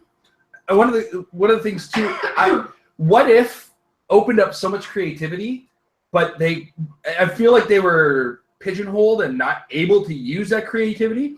I feel like if they make a Secret War set, that's going to be a more creative set than What If was. I'm calling it now. Like if we get a Secret War set and we get like a caveman Cap and a Minions of Doom Doctor Strange, like there's so much potential in a Secret War set, and they still won't give me a Doctor Doom. I think the next Doctor Doom I'm going to get is the infamous Iron Man. I'm sure of it. Positive. Yeah, it's probably the only way you're going to get Doctor Doom now. But oh man, if they did a Secret War set, I want a Secret War set now. See? There's so much like a Thor Groot. Oh yeah. I'm immediately calling it right now. Not the best figure in that set, but still going to be the most expensive figure to get. Oh my gosh. And then they'd have like a whole subset of like A-Force. Yep. And then they could do the zombies again, but they wouldn't have to be chases. Oh, Kind of like what they did in Mutations and Monsters. I want to Secret Wars. There's a Thor Groot. Yeah. Yes. Yeah. In Secret Wars, there's something called the Thor Corps, where there's a number of Thors and a lot of Mjolnirs and a lot of worthy characters. Groot just So the whole in fact, I don't even think he says I am Groot. I think he says I am Thor the entire time, right? Yeah. So like the whole thing with especially like the Thor Corps is awesome because it kind of encompasses everything. Basically, all of the multiverse starts collapsing and breaking in on itself because Doom wants to be all powerful. Anyways, he ends up taking on the Beyonder, stealing its power and recreating the world in his image. That's what Doom do. Sorry. So he makes himself all-powerful god of the battle world, but the battle world is just different bits and pieces of other multiverse worlds that are just shoved into one planet. So you have the Marvel zombies, you have Age of Ultron, you have A-Force, which is like Marvel's Themyscira, and it's awesome. House of M, Civil War, like what if the war didn't end? And it's like basically a clusterfuck of what if stories put into one world, and they're all cut off on these boundaries, and they're not allowed to go into other domains. And Doom enforces his godly rule with the Thors, and he has the Thor Corps, and it's his army that he takes a worthy character from each one of the different battle worlds, promotes them as a Thor, and they become part of his police force. So each section, other than like the Ultron worlds and the zombie world, have a Thor. So there's a Storm Thor, and she's awesome. And there's a Groot Thor, and Beta Ray Bill is back, and there's a whole bunch of like different actual versions of Thor himself. But there's a lot of characters that like just randomly are Thors, and they just kind of show up, and they've done a whole bunch of like comic spread, like the single page panels of like all of these Thors. And that's totally gonna be the Thor set chases. Just watch. And Angelus is a Thor. There's an entire story around her being a Thor. Angela? Yes. Is it Angela? Okay. Yeah. The Spawn character, right? Yes. Yeah. The Spawn character that came part as Marvel. She's one of the... She comes in and... God, who falls in love with her? MODOK. MODOK falls in love with Angela as a Thor and like devotes to protecting her because she's fallen into his domain, and his domain is just full of other MODOKs. And it's hilarious. Secret War set, the creativity potential is astronomical compared to What If, especially with all the missed opportunities that happened with What If. I don't have a What If Professor X was possessed by the Ghost Rider. That's the biggest missed opportunity. Where's my Shard, Amber? Where's my Shard? Who's Shard again? Shard was Bishop's sister, who died on their way to time travel to Earth. And there's an issue of What If where it's what if Shard had survived? Oh wait, she's X-Men. Never mind. I answered my own question.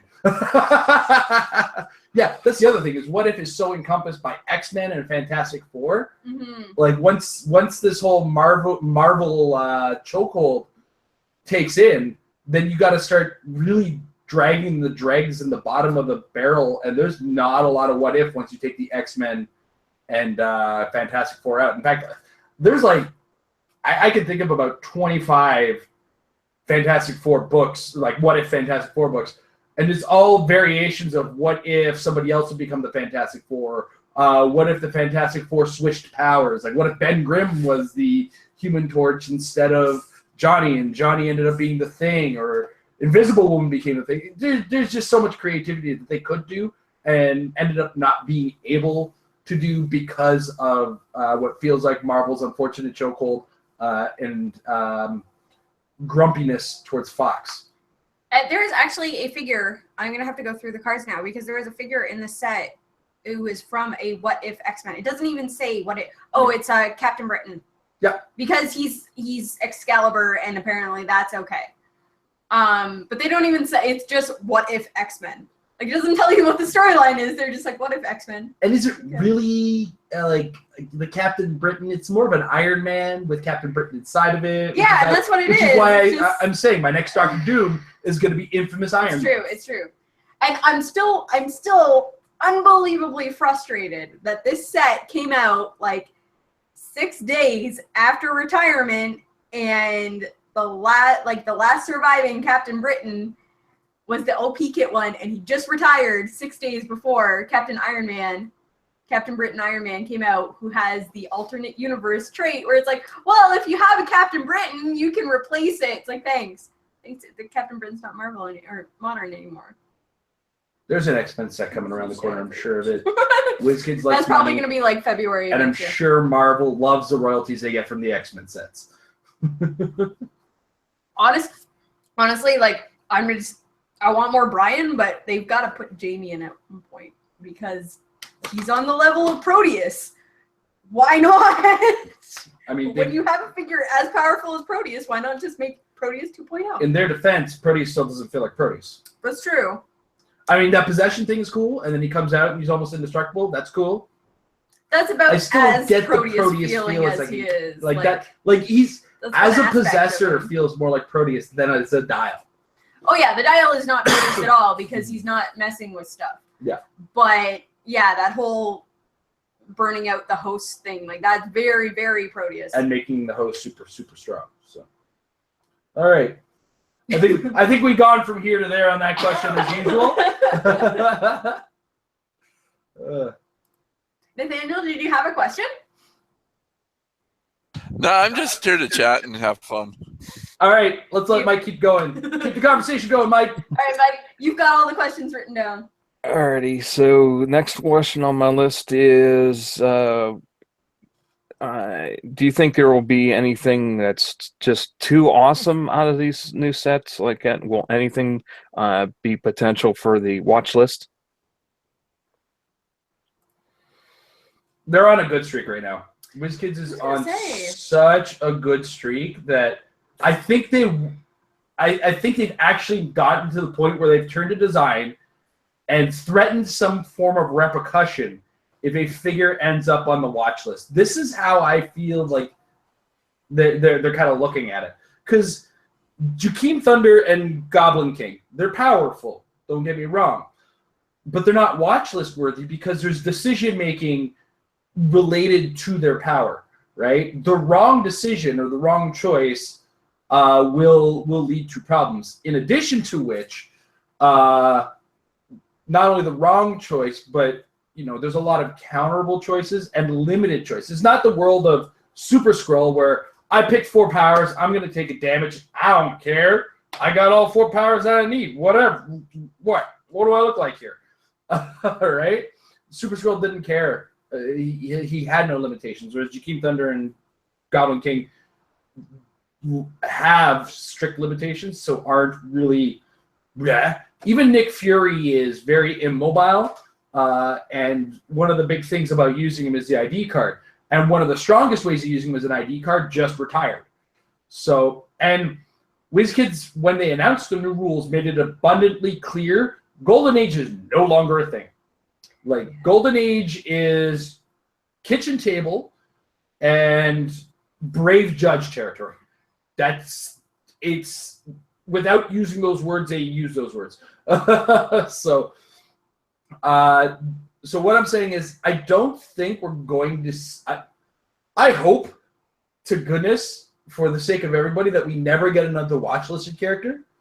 I wish that we would never have to get erratas. But there are some powers that I'm like, well, Raven just needed to be errata because I don't know who was proofreading. But there's words there, and none of them work together. And like, I don't know if you guys watched my figure by figure of What If. It took me 4 minutes just to attempt to understand the wording on Punisher. Now, I feel like the way the Punisher is worded, and I've thought about it a lot, is that you can draw a line of fire from an adjacent Punisher soldier. Great, I get +1 range. Oh, I get a little bit of extra range because he's a shield guy. I mean, but I had to read that on camera.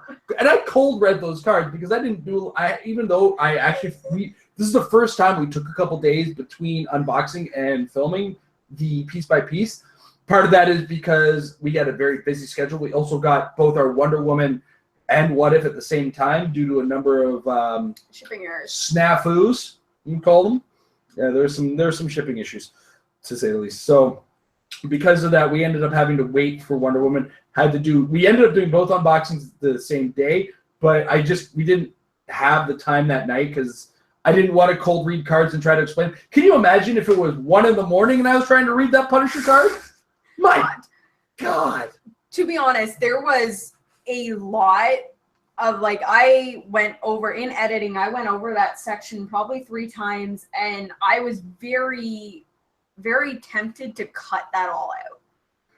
But I felt that it needed to stay in there because it was so hard for him to read that card.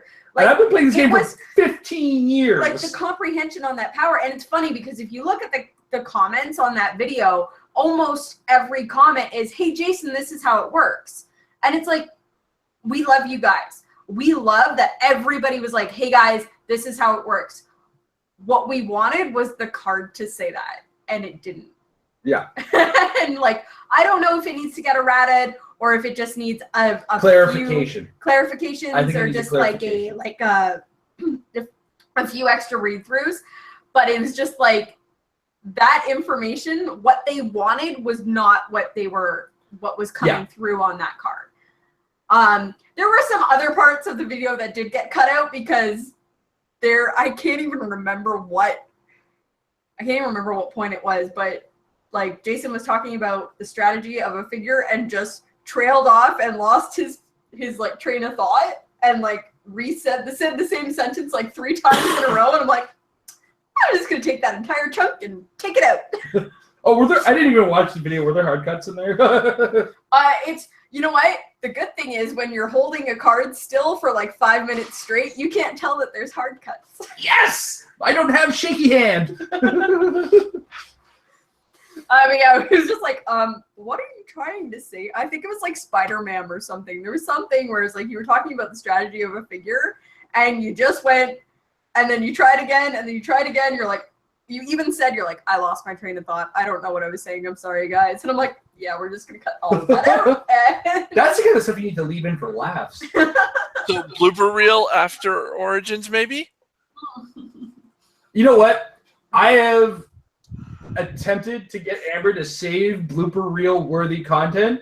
One time, okay, so the first time we did the ad reads for Patrick Iboko, we gave him a blooper reel.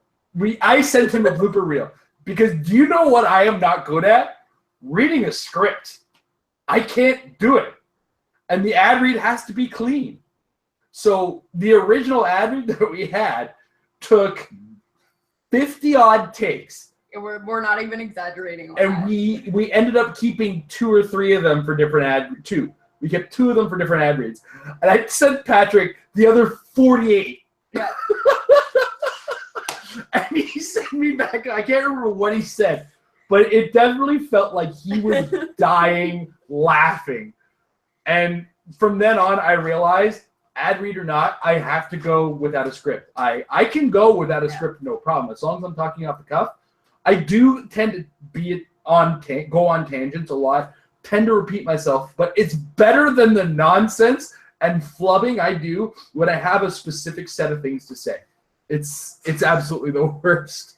And you will notice, like if you ever notice a hard cut in our things, it'll be one of those things where it's like we lost our train of thought, or we said something that was wrong, or like, because none of our stuff is scripted. Everything is just done off the top of our heads. So there's a surprising amount of times I've done Dial It Up where I start talking about either the wrong topic or something that is actually against the rules.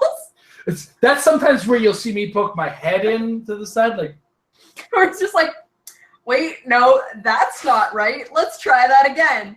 And that's also the beauty of editing, of being able to go back and read all that stuff. The only time you're not going to get hard cuts like that will be our games, because I keep pretty much everything in.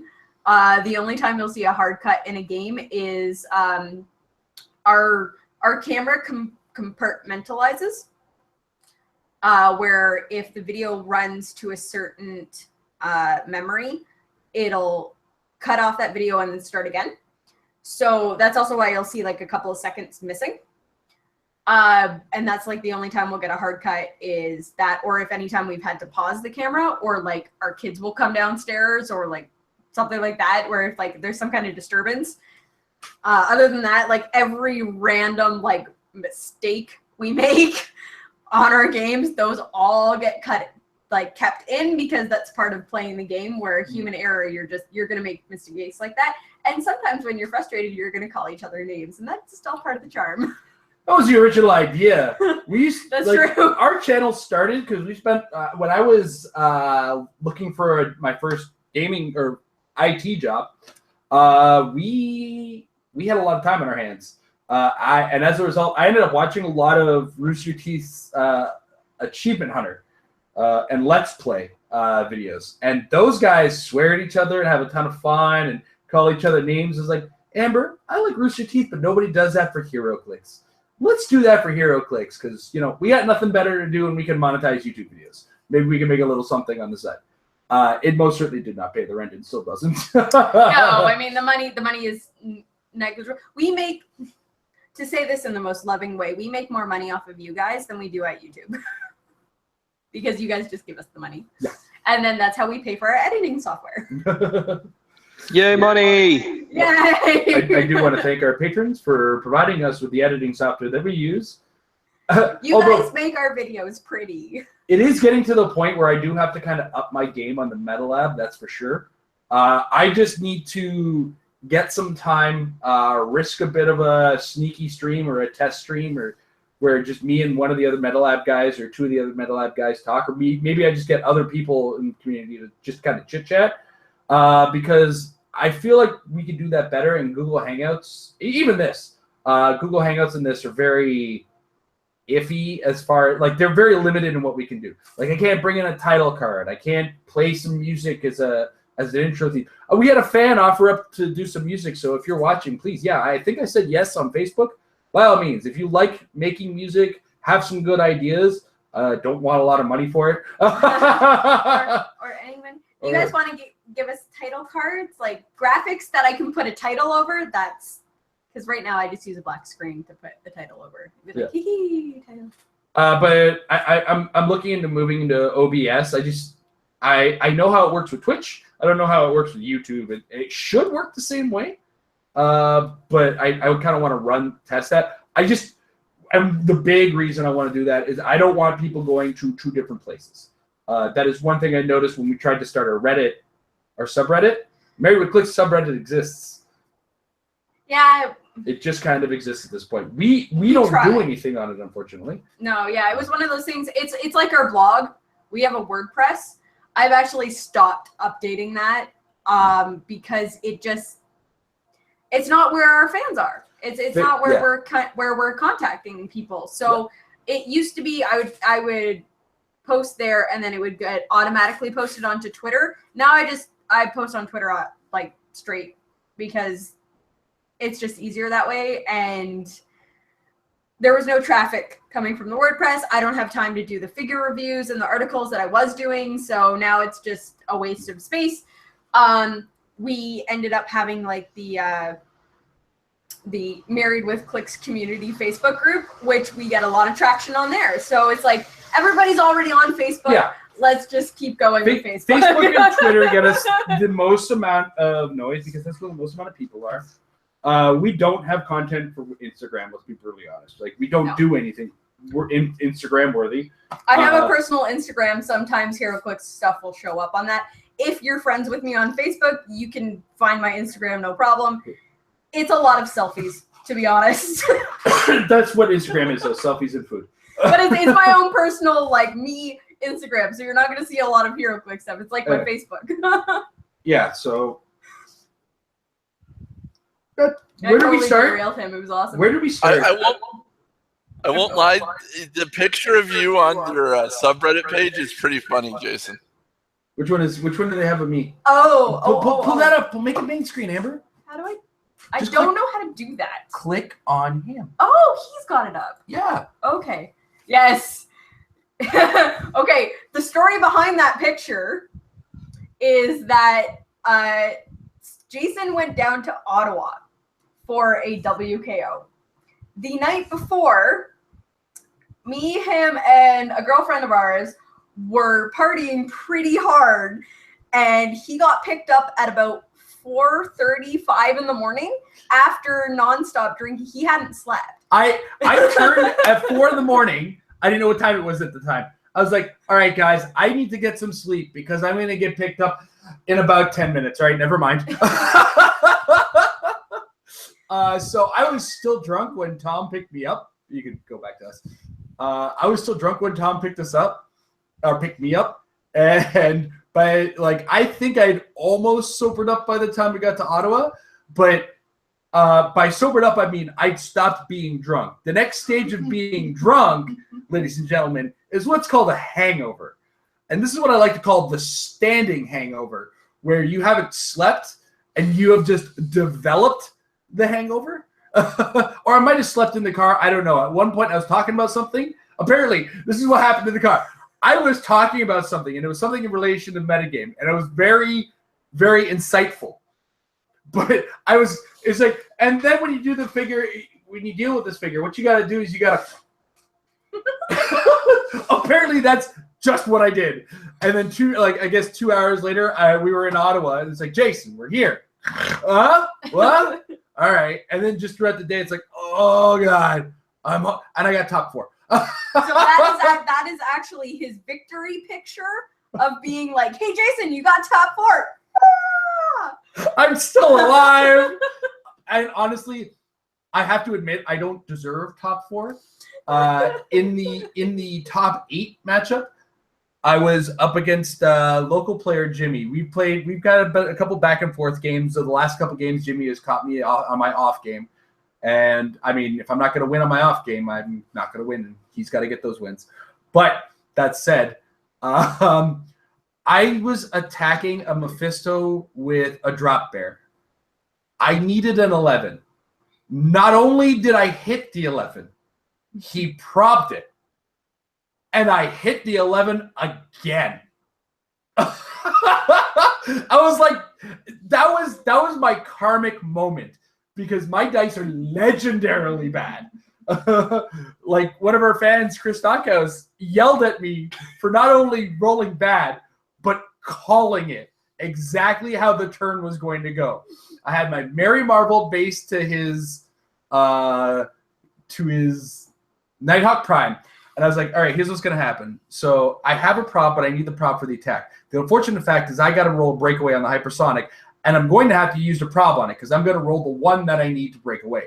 The worst part, though, Chris, is that the second roll is also going to be 1. So I'm going to fail this breakaway roll, and then I'm going to have to make the rest of my turn somehow work. And not only did I call that exactly, that's exactly what happens. And Chris goes, come on, Jason! Like he got visibly upset that I called it that bad to a T. And I do this to another player we have around in our area, Aubrey.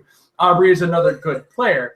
And I'll turn to Aubrey and I'll be like, well, you need a 10, but that doesn't matter because you're going to hit. He hits, see? And he'll be like, Jason, stop that. I'm like, it's happening, right? And, okay, so I need a 4 here, but guess what, Aubrey? I'm not going to hit. I'm going to roll a 3. Even worse is I might actually come up with that critical miss, and I got no problem in the area. Boom, 3. See? And the one time I played against him, and I had all the problem in the world, it was Seal for Deadpool. Guess what he pulled? Guess what he pulled, ladies and gentlemen? That's right, Venom Pool. I played against that. It was horrible. It's gotten to the point where if I can actually determine my bad probability, it's no longer probability. So, David, this is why I love Shredder. Oh, hey, I completely understand. I'm not a big fan of Venom Pool either. The one time I played him was in Iraq, and I was playing the Projet. So I've got this Quinjet with 17 clicks that it can use probability control for. And I'm just like, well, I guess I get it one time. Better make it count. You know what? You had the Projet? Should have been pulse waiting Venom Pool all day. Then you could prob all evening. He stayed in one room with Nighthawk Prime, Venom Pool, and some other annoying piece. So I had to cross all the way across the map and then just start blasting into that room with whoever I could call out. So, but I only got 1 prob, so luckily I was rolling hot that game. Great battle plan, once again, ruined by the battlefield. Oh god, I'm so glad battlefield conditions are not a thing anymore. Don't ever mention battlefield conditions and feats in my presence as an element of this game that was worth having. I will. Atlantis Rising. I will lecture you. Atlantis Rising lost my friend to Galactus. Oh wow. Yeah. And only because, okay, so there was a map at the time. I don't even remember what set it came with, but all it was like elevated with like little streets. So it was like wasn't rooftops. that the event map? Maybe? Okay, carry on. I don't know. It was a lot of rooftops and very little like elevation 1. So at the beginning of the game, his opponent had played Atlantis Rising, which made all of elevated 1, so like all of the little stuff, water, but all of the elevated was fine. They played like the entire game, completely forgetting the fact that Atlantis Rising was in play. So all of the turns, whatever, they were just playing the map as if it was a regular map. It gets down to like 5 minutes, less than 5 minutes on the game. We're pretty much down to like last action. And he is ready to go in for the killing blow for what is going to win him the game. And all of a sudden, after like 50 minutes of gameplay, his opponent was like, oh no, you can't do that. That's water terrain. And he was like, what are you talking about? We haven't been playing with this water terrain all game. So the guy calls the judge over. Well, the judge is like, well, you have a battlefield condition in play. You have to play it that way. And he's like, but we haven't been playing it that way the entire game. That means every move we have made has been illegal this entire game. And he's like, judge is like, no, it's in play. You have to play it that way. So he wasn't able to make his game-winning attack. Next round, the guy scored enough points. Time's called. He lost the game because it's like the last where it's like, oh, I'm gonna lose. Oh, maybe I should remember that I have this battlefield condition. Hey, judge. Oh, that's the wrong call. Yeah. Oh yeah. You got one of two calls coming for me. I'm sorry, you guys haven't remembered this card is in play? Tough. Then it's not in play because you right. The other one is I've given the two choices. Like one, you guys don't have this battlefield condition because if you haven't been using it, then no. Or two, I disqualify you both because you've both been cheating. And exactly. Right? Like that is. So we were just like oh my gosh. So basically, we left the tournament and got really high in his car afterwards. So it's like whatever. Kids, watch this. Patron Hangout is unfiltered. We say that all the time. Did you say at the beginning of the episode? No. Nah. Always remember the disclaimer. Warning! Patron Hangout is unfiltered. I always start with, I don't control these guys. It's actually how my weekend is going to look. It's like, I am not in charge of these guys. So what you're about to hear is not the usual channel content. Listener discretion is advised. You guys are going to take up like so much of my weekend this weekend. It's going to be like WrestleMania weekend all over again. We're like, I'm Friday, Saturday, Sunday, like just tied up. Yeah, but you know what? And then we have Origins. Yeah. My weekend doesn't have any Roman Reigns. Get wrecked! Oh, man. I get to go boo him live and in person in here in a couple weeks. Yeah, I'm planning a Raw is coming to Toronto in August. Raw and SmackDown. So okay. I'm trying to convince my daughter to go to SmackDown, but she's a big Bayley fan. So I'm hoping something changes and she goes to SmackDown. So yeah, I want to watch my cruiserweights as well as AJ Styles. Oh, of course, right? Yeah, my 9-year-old cat is a huge AJ Styles fan. So like we get there and she's got to have like the shirt and the gloves, and then we get in there and AJ's in the main event, right? So like she's sitting there for 2 hours, you know, and it's a school night. I checked them out of school early so that we could drive to Louisville, Kentucky, 2 hours away to go watch it, and she passes out like right before the main event. She's like asleep in her chair. And then AJ's theme comes on and the fireworks go off and she wakes up and she freaks out for like 5 minutes while he's on his way to the ring. And then the second the match like starts and all the music and stuff is over, she just passes right back out again. It was so funny. Oh, that's so precious. I think the other reason I'm trying to talk her down to SmackDown is just $10 less. Oh yeah, I think we got like 13th or 14th. We're like so like there's the seated and then there's like the elevated, and we're like one of the first rows of the elevated. So like, and we're right in front of the hard cam. So like you'll be able to see us freaking out and going crazy on TV. So nice. That'll be interesting. I lost my voice for 3 days last time I went to Raw. Awesome. So, all right. So now we've gone from a legitimate Hero Clix question to pro wrestling. sorry. Bound to happen at some point. Yeah. Welcome to the Patron Hangout. It didn't happen sooner, to be honest. And it all started because I made a Roman Reigns joke, so it's my fault. But Mike, keep the question train coming, sir. Alrighty, so here comes a strategy question. So I noticed there is a number of mystics in this latest What If set. Would you play mystics in a like a short range, like aggressive game type, like aggressive attacking game, or would you kind of hold them back and shoot from long distance with mystics, TAs people? Well, it depends on what type of environment you're expecting to go to. If you're in a world of Jakeem, Thunder, and Goblin Kings, your Mystics is going to get pulse waved. And that's an unfortunate fact of the game. Now, that said, a Mystics team strategically, it all depends 90% of the time on what figures you're using. And another problem / balancing act that comes with the Mystics team is most of, not all, but most of the characters with the Mystics team ability are marshmallows. They're squishy. And as a result, sure, you're dealing them damage that's unavoidable when they deal damage to you. The unfortunate fact is you're taking a good portion of that damage in a lot of the cases, right? So if you're focusing on making the Mystics team ability work to your advantage, you've got to make it so that your opponent is punished for overextending to a certain degree. Find ways to make their defenses high, and if you have the opportunity to give them a defense power, a la an equipped character such as Brainiac or Eclipso, or I don't know if there's a lot of ways to give characters powers like Impervious, etc.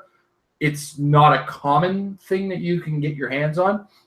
Or, you know what, the Thorbuster chest gives invulnerable.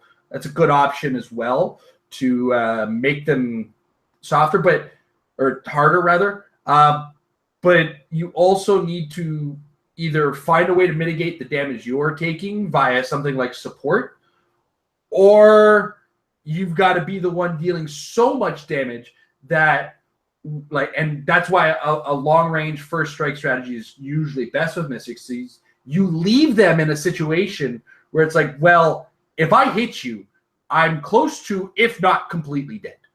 And that's where Mystics tends to excel as a team ability, is punishing your opponent after you've taken advantage or gotten an advantage, right? But one of the big problems of the Mystics team ability is, as great as it is and as powerful as it is, if it's working, you've got a bigger problem on your hands. You're losing. You're taking a ton of damage. And this is not ideal in any situation. So unless you're finding a way to limit that damage, you're on a hard spot. Now, I've said that, and then What If introduces the Peacekeeper, or Peace Machine, sorry. I keep calling her Peacekeeper. Peace Machine came out. That's a figure that limits damage to 3. That's damage taken. So after your reducers, if you happen to be taking 4, it's now 3. But if they deal 4 to you and you have toughness, you're still just taking 3. But taking 3 damage with the Mystics team ability, so it's 3 for 1, not ideal, but a lot of characters survive 3 damage. A lot of them. Even with the Mystics team ability. Heck, there's a 45-point character with 4 clicks that happens to have a lot of problem with the Mystics team ability in the name of the common Dr. Stark. So, basing your team around that team ability is not an ideal strategy, but if you're playing with a bunch of figures with that team ability and you're able to get the first shot in, take advantage of it with it. Now, if you're on a budget and you don't have a Jakeem Thunder or a Goblin King, etc., or even barring that, the Nico, what's her name? Nika Minora. Nika Minora at 75 points, I believe she's a rare in the What If set, is got the Mystic team ability. And she's also got the ability to pick 2 powers. She's 75 points, comes strictly with willpower. Now, that doesn't matter when you consider the fact that, like I said, you've got to find a way to mitigate damage. Well, you know what's a power you can pick? Support. So keep Nico Minora back, keeping your characters alive. If they happen to take some damage from attacks, use support. You're getting a minimum of 1 in support. You might roll a little higher. Who knows? It's a good way to keep you in the game. And yeah, I mean, and that's really it. So don't count on that team ability being the thing that wins you the game. That just makes your opponent choose carefully. But force your opponent to make a decision in a bad position by hitting first with that team ability. Might I suggest some wild cards too? Going back to my team last night, TV's Daredevil has plasticity, and you can get his defense all the way up to 19. So plus with Mystics from, say, the Advocate or any of the other Mystics that are out there, he's a pretty nasty character. Yeah. Wildcard abuse is also a common way to make use of the Mystic team ability. Now, that in the case that Nathaniel was mentioning, that's 30 points that you're forcing your opponent to deal with. And plasticity means they're not breaking away easy, which means they're generally forced to attack. If they make an attack, it's against an additional +2 on their defense. If they happen to hit, great. You hit my character, you get punished. So that is a way to make effective use of Mystic's team ability. It also allows you to do, like I was saying, set up that situation where that character that Daredevil is holding on to, or hugging, as I like to call plasticity, the hug power, you then force them to deal with Daredevil while you get into position to make dealing with Daredevil a significantly bigger problem than that 30-point figure deserves to be. Make things problems more than they deserve to be. And that makes so sometimes a character like TV's Daredevil, it's just like, you don't deserve to be this much of a problem. Why am I dealing with this? You love it when I refer to that, don't you? So many times you've said that to my figure. What's that? There's so many times you've said that to my figure. You're being more of a problem than you deserve to be. It's not more of a problem than they should be. It's more of a problem that they deserve to be. It's an extra accentuation on it. Amber, did you want to add anything to it? Actually, just on the flip side of that was I recently, like, since this game started, since the Mystic team ability came about, like, I'm only recently getting comfortable with pushing my characters. Like, I don't like hurting my characters. I don't like the idea of giving my opponent free clicks, because my dial is only so long, and if I'm doing something to shorten that dial, that doesn't feel good to me. So only within the last 2 years, I'd say, as I was talking earlier about like actually putting my head in the game and focusing on, I can play better than this. I used to be terrified, absolutely terrified of the Mystic's team ability, because it's like, oh my gosh, I'm going to get hurt from this. I'm going to give up those clicks. And then I learned how to, like, accept under certain circumstances when it's okay to do that. Because if I'm going to take that 1 damage, I'm going to make sure I'm dealing you a buttload of damage instead. So if I can walk away from an action where I have dealt you 5-6 damage and I take 1, that's okay, because that feels like a good trade-off. So I end up going up against Mystics teams where it's like, okay, how much damage can I, like, absolute maximum output damage, just so that I feel better about taking the Mystics damage. And I feel that's one of the mentalities that a lot of players, especially newer players, just don't get into, where they see the Mystics team ability much like I used to, where it's like, I'm hurting my own figures, let's avoid that character as much as we can.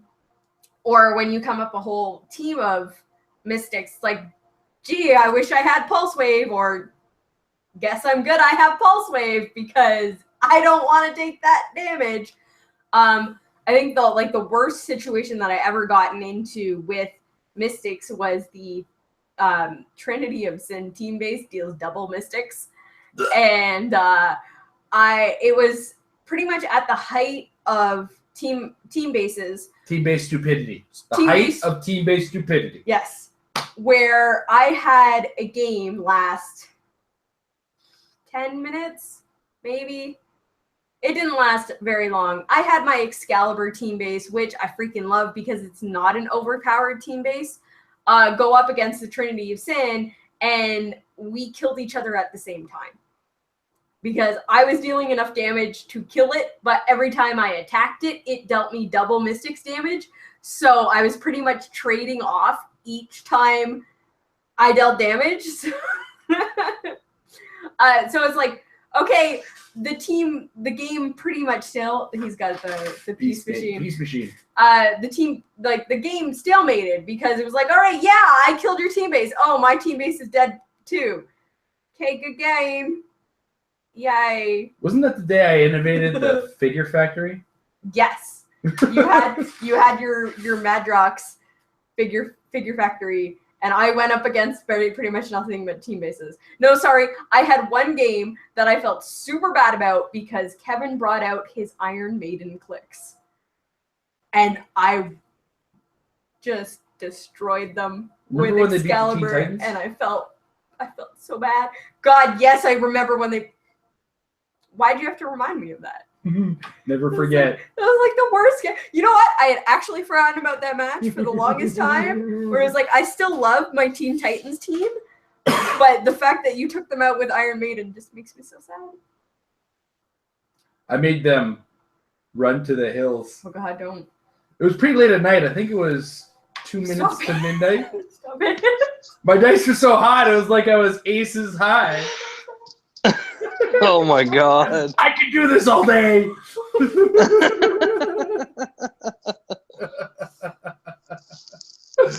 Oh, yeah, that was yeah. So no, you played against Iron Maiden, my figure factory, and one team base. Did I play it? Oh, Yeah, I I- did play It was, against your it figure was the factory. first time I've ever beaten a team base, the height of team base stupidity. Oh yeah, I totally Yeah. forgot that I played you first round. Yeah, where I was like, I thought I played I another have team base. no idea what I'm going to do. You hit Madrox Prime for the maximum amount of Madroxes that I can get. Yes! That was a mistake, by the way. Not only was it a mistake, it was lucky on my part because I forgot which one was Madrox Prime, as I always did with Madrox Prime. Did you ever have to go up against a Hellfire Club? I I have gone Don't up against remember. a Hellfire Club, but like not on the team base. Like Yes. that was one of those things where that was like, one of our filmed games. that was one of those. Maybe. I was Yeah. thinking at the warehouse. I went up against a Hellfire Club that didn't want to stay on the team base. They wanted their figures out because the Black Queen was just crazy with the vampire dial. No. Like they Excuse me. didn't want to keep them on the team base. That's weird. Like, isn't it typically the Black King comes off and just like soaks up damage for forever? Yeah. I Yeah. forgot. Oh, It's been a while. I just so remember good. it being so hard to kill. Yeah. That jeez. I remember Team going. bases are bad. Okay. I remember going to the limit with Kevin of Frues against the New Mutants. That's still one of my favorite all-time God, games of Mutants. Hero Why Clix. didn't I just play that? I should have just played that first year of Canadian Naturals. Whatever, I'll just play New Mutants. Because you know what would have happened? You would have screwed up in the first round, and then I would have been like, "We were doing it wrong. Here's how you do it." I still screwed up in the first round because I trusted another player. I trusted another player to know the rules better than I did. Never do. Yeah, and I remember it was like, Amber, you've been playing for 15 years. Yeah, that was one of my turning points too. Was heading into Canadian Nationals. I walked out of Canadian Nationals the first year. I'm like, no, I can do better than this. That's also, like, I think a week later, I did the Metafix episode on Judge. Yeah. If ever, Yeah. this is like the universal rule. If there is ever a dispute, you have a conversation about the rules, you just hand up and scream judge at a major tournament. Always. Your opponent's not the judge. You're not the judge. You may be a judge, but you are required to let the judge in the building make your rulings, not your opponent. If your opponent sometimes I explain a ruling to an opponent, and they're right, or it may be correct, but I will also offer, if you want, I can call the judge. Yeah. Because if I'm generally that confident in a ruling, but if there's ever a back and forth between me and my opponent, it's always my hand is ready to go up immediately. That's what they're there for. Never be afraid to call your judge over. Yeah, especially like I give it 1. It's where it's like, this is how this works. Well, no, it's not. Okay, judge. And then sometimes the judge rules in your favor even though they're wrong. And then you just benefit from it. I still think the weirdest ruling, I had a back and forth with Ed Berkowitz. Second year of Canadian Nationals? Second year, not Canadian Nationals. The Faust conundrum, where Doctor Strange and Faust had rolled contradictory powers to themselves. I got your replace your speed values with 3, but then the brown one says your opponent's speed values can't be replaced unless they're half. It's like, uh-oh. And me and Ed's like, is it what?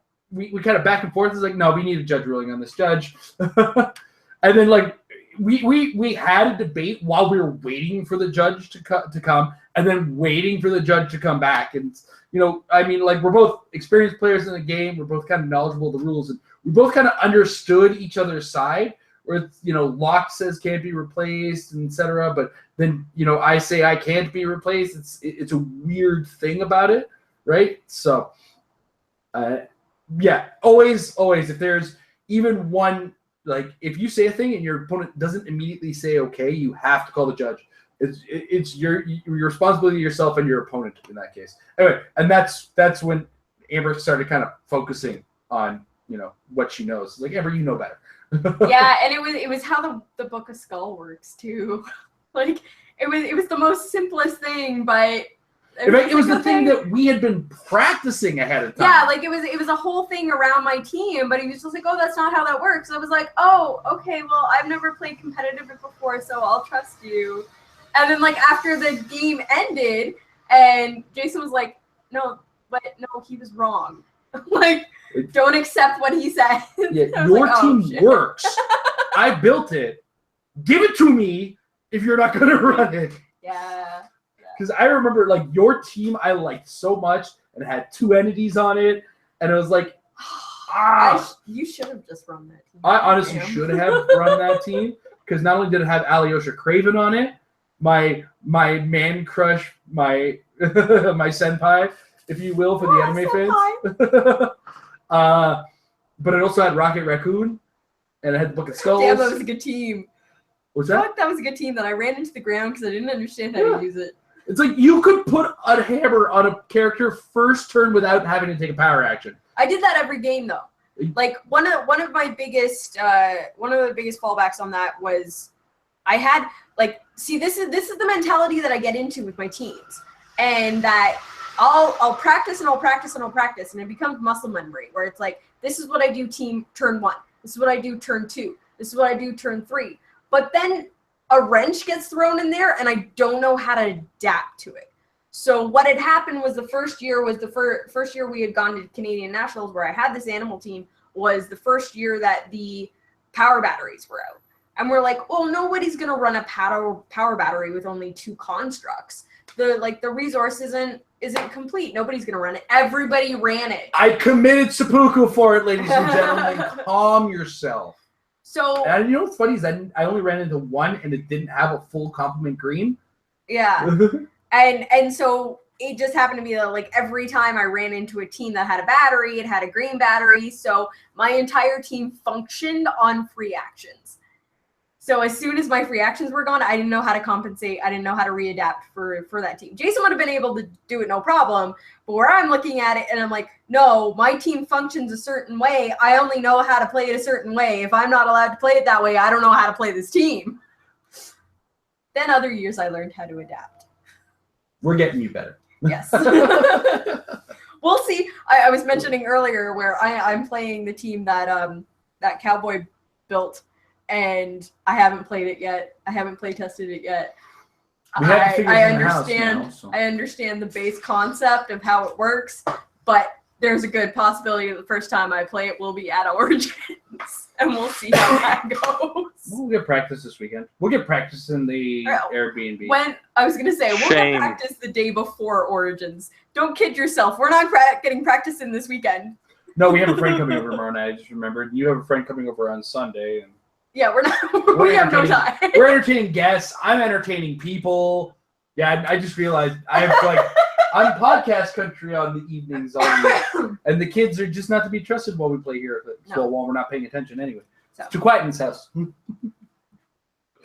Okay, so Mike, keep that question train running. Alrighty, so how much longer are we gonna go on here tonight? How many questions you got?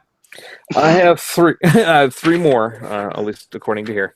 The three more questions we're gonna go. How long have you got? We're here for you. You paid for this. All right.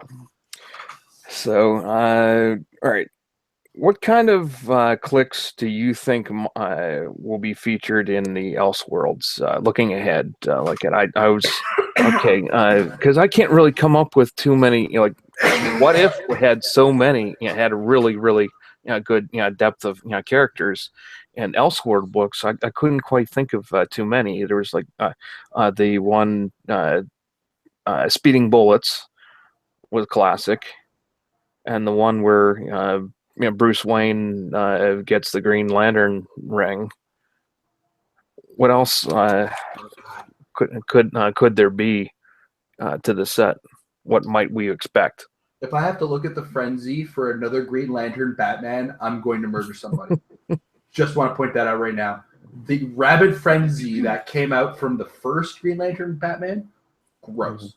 But beyond that, we already know the Justice Riders are a thing. So we got Cowboy, Superman, Wonder Woman, and Batman. And we also already know about Knights Templar Oliver Queen. The Knight Green Arrow, if it were.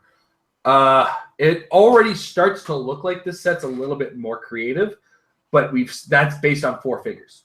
Yeah. So I could be lying to myself again. What DC's better. Warner Brothers is more willing to let some things go. But I almost guarantee you will be sick of Superman, Batman, and Wonder Woman by the end of this set because Warner Brothers makes these decisions. We will I wouldn't put it past them to see another 5-figure REV set in the set. Yeah. With Batman, Superman, Wonder Woman, Flash, Green Arrow, or Flash, Green Lantern, maybe. I'm not sure who the other two would be. The other thing too is because this is the back end set of a 2-set rush. I think the DC is going to be allowed a little bit more leeway as far as design is concerned. It's like Marvel, we need this out before we can even think about this DC thing. And that's unfortunately how design ends up working with games. Is like, we need this now. You get a little bit more time to spend on this, but this needs to happen now. So I feel like What If is going to suffer because it's a rush set. Yeah. What about basketball playing Superman? Wasn't he spoiled, sort of? Yeah, there was a sculpt for that, wasn't there? Where he was in the jersey. What were they called? Shorts and jersey? Basketball uniform, Amber. It's a basketball uniform. So I'm not sure what story it's from, but I was just like, hey, there's Superman in a basketball uniform. That ought to be interesting. You better have Trade Leap Climb. Oh god, that would be horrible. Track running Flash, decathlon Batman. No, he'd have to be on the debate team or something. The discus throw Wonder Woman even, or the javelin. Yeah. Olympics themed chases. There we go. I've completely ruined the set now. Here's another. You know what I do have to applaud WizKids on? This could very well have just turned into Kingdom Come the set, because Kingdom Come is an Elseworld. So, and I applaud them for not just giving us a Bollocks Kingdom Come set, because the game designers at WizKids love that book. You can tell, because twice they've designed Kingdom Come figures, and both times it's been like, I gotta have it. And like the first time it was awesome big old dials, and this time it's like awesome small dials, but awesome. And you know, we paid small points for that awesome. They love Kingdom Come up there. No, I don't think it's considered in the Elseworlds. I don't know what's actually within Red the Sun's an Elseworlds Elseworld comics, because we've had so many recently of the KC Red Sun. Like, I don't feel like they're gonna rehash it, but it would be interesting.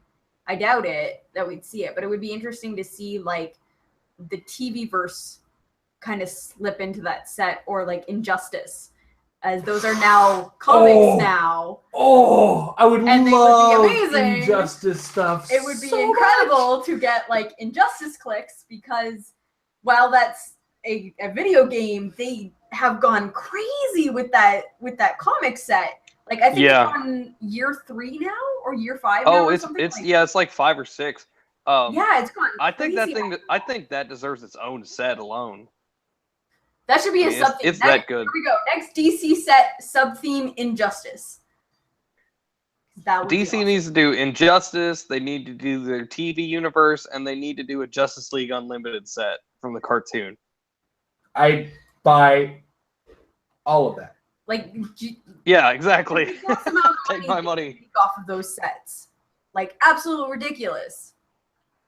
But remember, it's not WizKids that makes this decision. Right. It's a decision made by Warner Brothers or Disney in these cases, where it's like, yeah, okay, you can do that. And, you know, Marvel is, I find when it comes to that kind of decision making, Marvel is usually a little bit more lenient with the exception of Fantastic Four X-Men, where it's kind of like, you doing what? Is that Marvel? Are we gonna collect okay, go. And it's noticeable with the lack of DC sets we get. I feel like Warner Brothers is a little bit more nitpicky about what's going into things. But I also might be full of shit. So this is all speculation based on trends and what I'm seeing in front of me, right? So. Yeah, as much as we are sponsored by WizKids, we don't actually have like a direct line to their designers. This is all just what we can accumulate from knowledge of previous sets. We know a lady in marketing, or we don't even know her. Yeah. We email her. We're likely to meet her for the first time at Origins. So, well, what was the original topic? Oh yeah, it was what we're expecting from elsewhere. We're still going on about that. Okay. And the thing is, we don't know. Like, there, as Jason said, like only a few sculpts have been spoiled. Elseworld isn't, like, I'm not as big into the DC comics reading wise as I have been with Marvel. So I personally feel like outside of Kingdom Come and Red Sun, you don't really hear about what the other Elseworlds comics are. You do. Whereas like with What If, everybody knows what If is. Well, and here's one of the big differences is What If is always an individual book. Here is one comic where we make up some bullcrap. Enjoy it, have fun with it, and there's a plethora of them. Whereas Elseworlds, everything is big, meaty, and epic. Like Kingdom Come, Red Sun, the Justice Riders. All these are massive Mondo books that do a lot of world building on the individual things. But then there's less content to pull from. Where Marvel is easily able to make REV sets and just put comic book covers on the back of them, so we understood their design pattern on it. Like, that's really all they did with those, the quote unquote we call REV standard in that one. Whereas with Elseworlds, you've got to read these big novelizations, these massive stories, and you might get one or two characters out of it that are worth it for the set. Or, you know, you have the option of using the 20 characters that they use, but then you have to make up the dial because they might have been in there for a panel. Like, a good example is the Harlequin, the Prime super rare from World's Finest. Yeah. World's Finest, yep. Characters in like 3 panels of the comic at best, in massive splash pages with nothing defined about her. And they were able to define a dial from the fact that there was some kind of Jack-in-the-Box shooting something in at least one of those panels. What about Dark Knight Returns? You think we'll get anything from that? That's technically an Elseworld, isn't it? Dark Knight Returns. Oh, yeah, Dark Knight. I mean, an old, grizzled old Batman. You know, a Batman who's seen the test of time, might have a little bit of toughness. Isn't that where one of the girl Robins is from? Yeah, well, you got Girl Robin from that. That's true, the female Robin. Carrie Kelly. Yeah, she could be pulled from that. You got the Cat Girl as well. I mean, a lot of these are figures we've already seen in some cases, though. Like the Batman with the green kryptonite gloves. We saw that in Hyper Time. What about one-armed Green Arrow? A one-armed Green Arrow with 9 attack. Great combat. Oh, it would be like an old school Hawkeye. Yeah, there's your nostalgia trip right there. Remember this? I think it was a rare Hawkeye from Avengers. Yeah, 9 attack with range combat expert. That was before my time, man. It was terrible. And this Avengers being like the first full set that was carded, not the first use of the cards. The first use of the cards was the Legion of Superheroes collector set. But even that, like, the cards were unnecessary because they were all standard powers on the characters. Avengers was the first time they used the special powers. I think some characters might have had traits. I'm not sure if traits were yet a thing. It was definitely pre-Indomitable still. I think Mutations and even Mutations and Monsters didn't have Indomitable yet. What was Indomitable introduced? Secret Invasion? No, it was before that, wasn't it? I don't think so. Because I also remember in Mutations and Monsters, you had the Hulk that had a special defense power that was willpower and impervious. It was like, oh my god, willpower and impervious at the same time? That's busted! Oh man, you're pulling up HC Rums, and the first thing I see is Paris Gordon's face. It's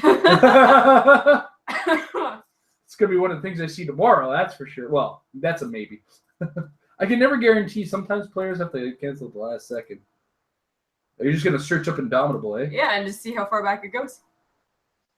Oh man. Yeah. I believe it was a Marvel set that had it first. Arkham Asylum for DC. So Elseworlds, is there actually going to be like a pirate Batman? There better be. Secret Invasion. I thought somebody said that there was going to be. I didn't know. I didn't see a picture or anything. I had heard something. May just be hearsay. Yeah, there is I saw a picture. There's a swashbuckling Batman. There we go. And he's like swinging. Okay. Him. Yeah. So Nice. Yeah, I am the knight. I just feel like we're Actually getting kind of all the just looks chases like from the Batman set back. What's that? I feel like we're getting all the Batman set, all their chases with like speeding bullets and Green Lantern Batman. I feel like we're just getting half those chases back. That's what I'm saying. Is like, if I have to look in the eyes of another Green Lantern Batman, I'm just gonna be bored. That sculpt was gorgeous, though. Yeah. It was. I'm not taking away. It was a pretty sculpture, but you know, okay. I'm also usually the defender. It's not a current modern age version. That's my own defense, and I can't.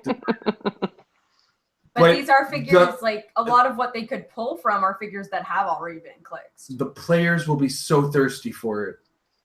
It'll be the Goblin King. It doesn't matter what it does, but it'll reach the prices of Goblin King just because it's Green Lantern Batman.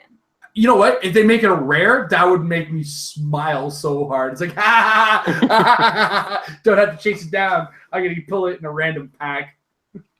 I'm going to be tired of looking at them. I was right. Secret Invasion was the first set with Indomitable. Mm-hmm. I don't know why I thought it was before then. Mm. I just remember that Namor used to make me cry. As in he used to beat you, or he was terrible? Oh, he used to beat the crap out of me whenever I first started playing the game. I do remember the Namor in that set being particularly strong.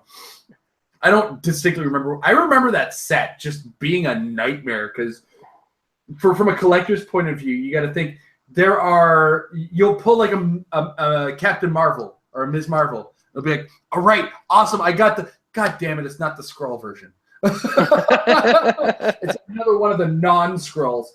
And it was the coolest design set I've ever seen in my life. I loved the set, but collecting it was a fucking nightmare. Yeah, we had a buddy of ours who, because at the time we were kind of starting to play again, and we were borrowing figures from friends, but we weren't really buying yet. And we were handed off a lot of extras from our friends, but we had a buddy of ours that he needed the skull variant, scroll variant of every single figure. He was just like, and then all he would do was play it. And I'm just like, I'm so sick of playing scrolls. Let's have another set come out, please. I'll still never forget scrolls. the 3-month ordeal of the War Scroll with him and another friend of ours. Oh my god! Because the two of them, they're both crazy. Well, they're not crazy. They just there's some kind of communication error in between. One guy asking the other guy if he has a War Scroll, and then the other guy is like, "Why is he asking me if I want a War Scroll?" It was like, no, he's asking you if you have one, but I don't want one. Nobody's asking you if you want one. It was the most comical thing I've spent 3 months watching. It was, if I had the chance to bring popcorn to those HeroClix tournaments, man, I'd just be sitting there like watching them. It's like, no, you guys play round 2 as well. I hate scrolls. What's that? I hate scrolls. I started playing around Infinity Gauntlet month 1, and my sister used to play. And whenever Marvel and DC 10 came out, there was the Spider-Man that made all the scroll pieces wild cards. Well, then she would also play the DC 10 Nightwing on the team, who was also a wild card and had leadership and all that, and he could copy keywords. And so she would make Nightwing copy Skrull and make all the Skrulls copy the Batman team ability. Stealthy shape-changing Skrulls. Exactly. She just called them Bat Skrulls and played them for like a month straight, and they were a nightmare to play against. Can't change shape if you can't see me. That's brutal. Yeah. Kudos to your sister, though. That's awesome. And I'm dying. I think my biggest problem was when they started giving Skrulls shape change. Yeah. It's like, on top of scroll change? Have it. You know? It's like they didn't. It's not like when they change a team ability. They also added to them on the dial. It's like, why is this necessary? And I'd always watch guys like, oh, I'm gonna roll the Skrull team ability first. Yeah, of course you are. Because you only get that on a 6. You're gonna waste a crappy dice roll. Oh, look, there's your 5. All right, well, fantastic. Yeah, okay. So I'm gonna aim at this guy. No, the other way around. We're like, okay, I'm gonna roll my shape change. Oh, I missed. Okay, I'm gonna roll my Skrull. I only need a 6. Oh, there's a 6. I think in my lifetime I've made one Skrull shape change. And it was in a fun game between myself and George Masu. And it's like, I kind of felt bad that I made that one Skrull shape change. Because if I hadn't, my Super Skrull was dead. And he had a really amazing team. I met him at the Rock in Windsor. And his team was really, really interesting. It was Carrions and Brother Voodoo. Basically, he was doing a ton of free damage. Like, there's damage, you just couldn't stop it. It was on the level of Shredders. There was a Despotellus on there, wasn't there? There was a Despotellus. There was a Despotellus on everything at the time, though. That's true. Don't forget that. Despotellus was on your team. True. You're playing a team. You play a team. You're playing a 270-point team with Despotellus. Yeah. That was just the cold hard facts, you know. And that was the one time I ever made this Skrull team ability. I felt bad because it was like, this is a fun game. He's about to beat my head in, and this happened.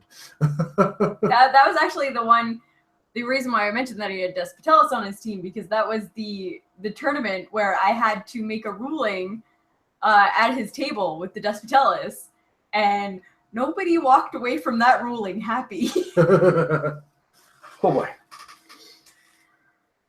All right. Let's keep the question train rolling. Mike? Can you hear me? Did we lose Mike? It shows him muted on my screen. Can we unmute him? Okay, there we go.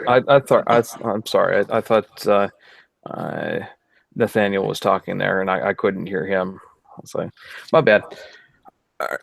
So I think we've reached now the portion of the show and tell on the channel, and so all right, fine. It's not as big as you guys think. Oh wait, hold on.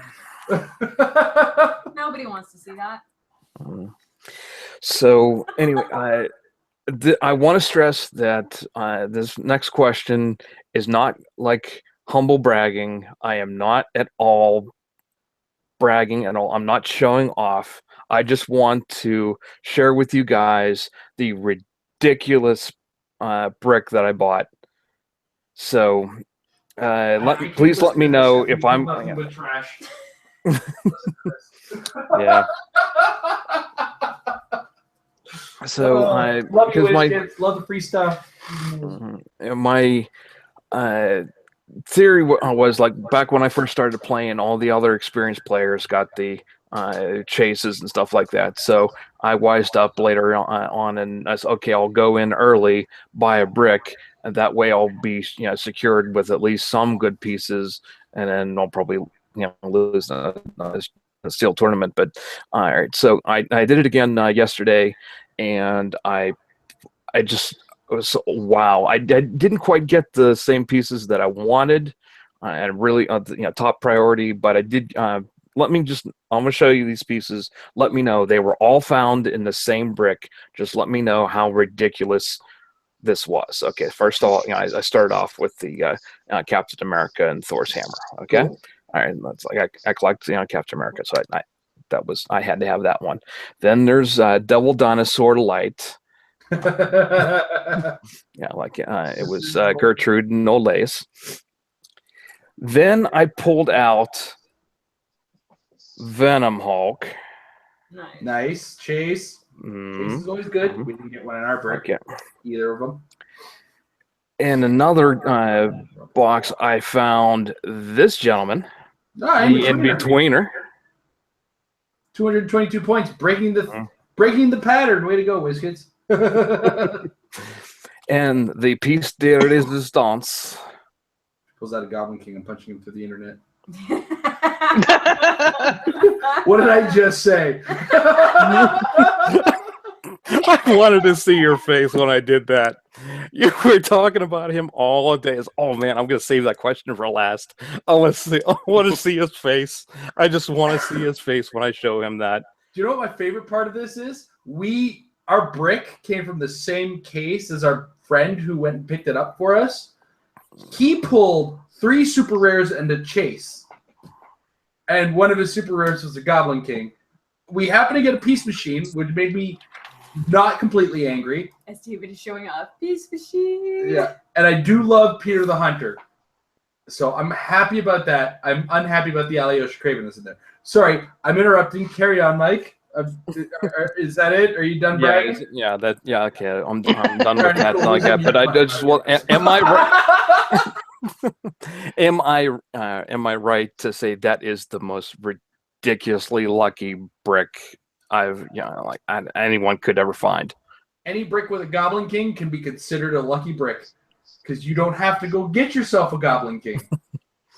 And especially when you open a brick like that is in particular to the characters that you like you were saying with the rare Captain America, because you collect Captain America.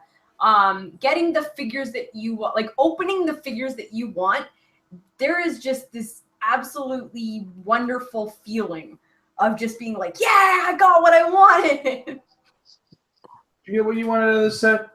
I don't even know what I wanted out of this set. To be honest, I literally have one piece out of this set. And it's is that piece machine? Yeah, I was saying earlier, Jason Alvey called me yesterday and wanted to use me. I wasn't going to go to our sealed because I'm running low on cash. So, and he was like, well, you want to be my hired gun? I was like, sure, he gets more out of the set. I go and I play, and I ended up winning the event. And this was like his third Peace Machine, so he let me keep it. Nice. All right. Yeah, That's a good way to score it. Well, yeah, I won him like 4 boosters, and he pulled 2 super rares out of it. So, can I have some of this luck that other people have? I was telling you. You know what's telling you about Aiden's vendor defender war. Do you know what's going to make me the most upset? Is I'm going to go to this seal tomorrow, and I'm going to pull a chase, and I'm going to be unhappy. I am the most spoiled brat about this set right now because of how much it's going to cost me to get a Cosmic Spider-Man and a Goblin King because I can't pull either. But my fun figure for this set is definitely Peter the Hunter, so I'm happy I got that. My true to heart probably going to be the figure I use more often than I probably should will be Peace Machine. I said it right this time. I had to hesitate. As far as the chases, I'm gonna make a lot of people angry. I'm not as big a Venom fan as a lot of people are.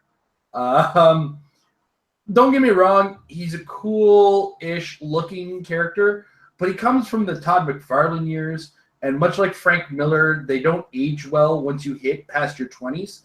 Where it's like, I don't hate everybody in the world anymore, so I don't give 2 craps about Venom's problems. Get a new job, pay your You're not damn angsty rent, enough. be a better reporter. I don't give a crap about his problems. And then, oh no, you've got an all-powerful suit, but the guy who caused you to lose your job's got to die. Come on, man. Together. Now I just imagine Venom like in his room listening to some My Chemical Romance CDs. See? Right? Like, if Venom was written now, he'd have like a comb-over crappy haircut.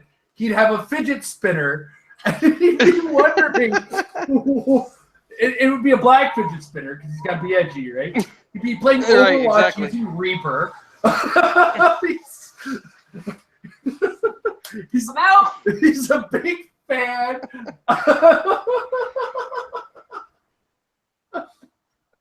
I broke Amber. I did it. I broke her again. Like, Venom wouldn't work in the modern era, or it wouldn't work for me as a 30-year-old comic reader. And when I go back and read some of these things, like Dark Knight Returns was great when I read it the first time. I go back and read it, it's like, God, Frank Miller, get over it, man. It's not that bad.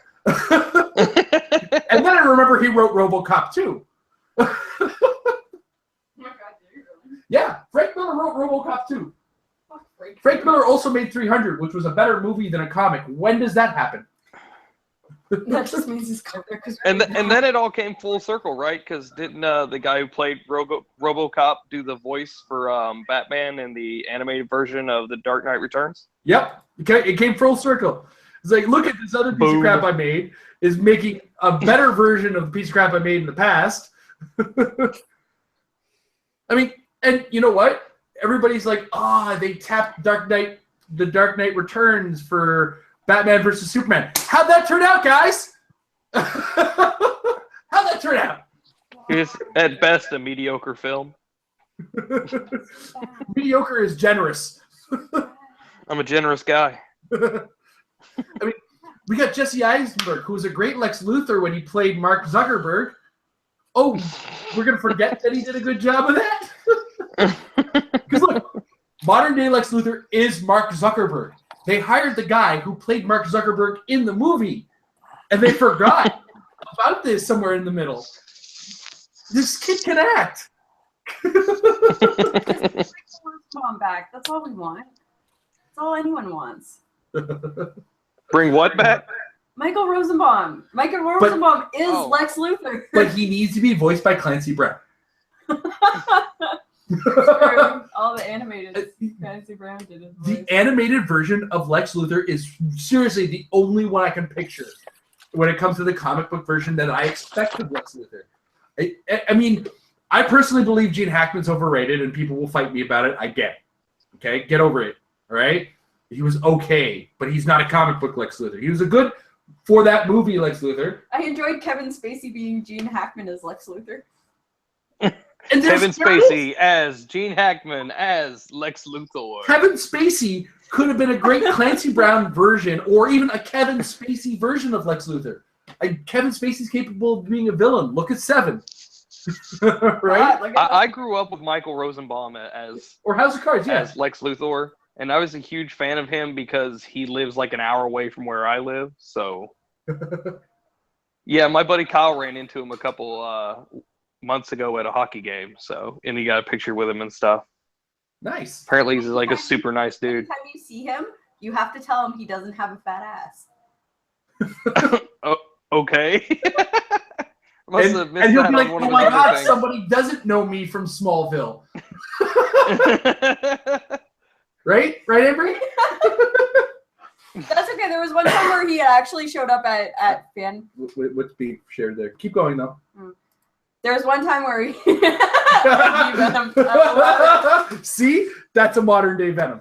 There was one time where he was showing up at Fan Expo, and I wanted to go and bring my VHS copy of Urban Legends because it was the first time I had actually seen him in a movie, and it was like years before Smallville. Where like, hey, everybody's here for Smallville because it was like at the peak of the show too. So like, you want to sign my Urban Legends? You know what's funny? I almost guarantee 3 times in a lineup for an autograph, at least 3 people do that same thing. And I'm pretty sure he's sick of that joke now. Honestly, when I met Tom O'Pennicott, he had like stills, like the autograph photos for like Dollhouse and for Starship Troopers, and I'm like, Battlestar Galactica? yes. Battlestar Galactica. What did I say? You said Starship Troopers. Wow, that was wow. Did you meet Casper Van Dien? Is that what it was? For Battlestar Galactica, and I was like, yeah, you've been on 2 episodes of Smallville, and that's why I know you. Damn. We were watching Battlestar Galactica at the time. We were. He was awesome as Helios. But it was like, yeah. I'm like, I know you from Smallville. It's like that 2 times you showed up and you played a different character in different episodes. Well, Michael Rosenbaum also plays the voice of the Flash in the Justice League cartoon. Yes, he does. And then it's interesting because the great brain swap episode where Flash and Lex Luthor switch bodies. Well, at least I can find out who the Flash is. I have no idea who this is. Right, yeah, but it's the funny greatest because of that show ever. I think he's still like the only person to play Lex Luthor in 2 different mediums. You know what I mean? So yeah. I thought that was kind of funny. I feel like they did that intentionally. They could totally Clix that. Lex Luthor as Flash. And then Flash as Lex Luthor. I want to go fast and be the trade.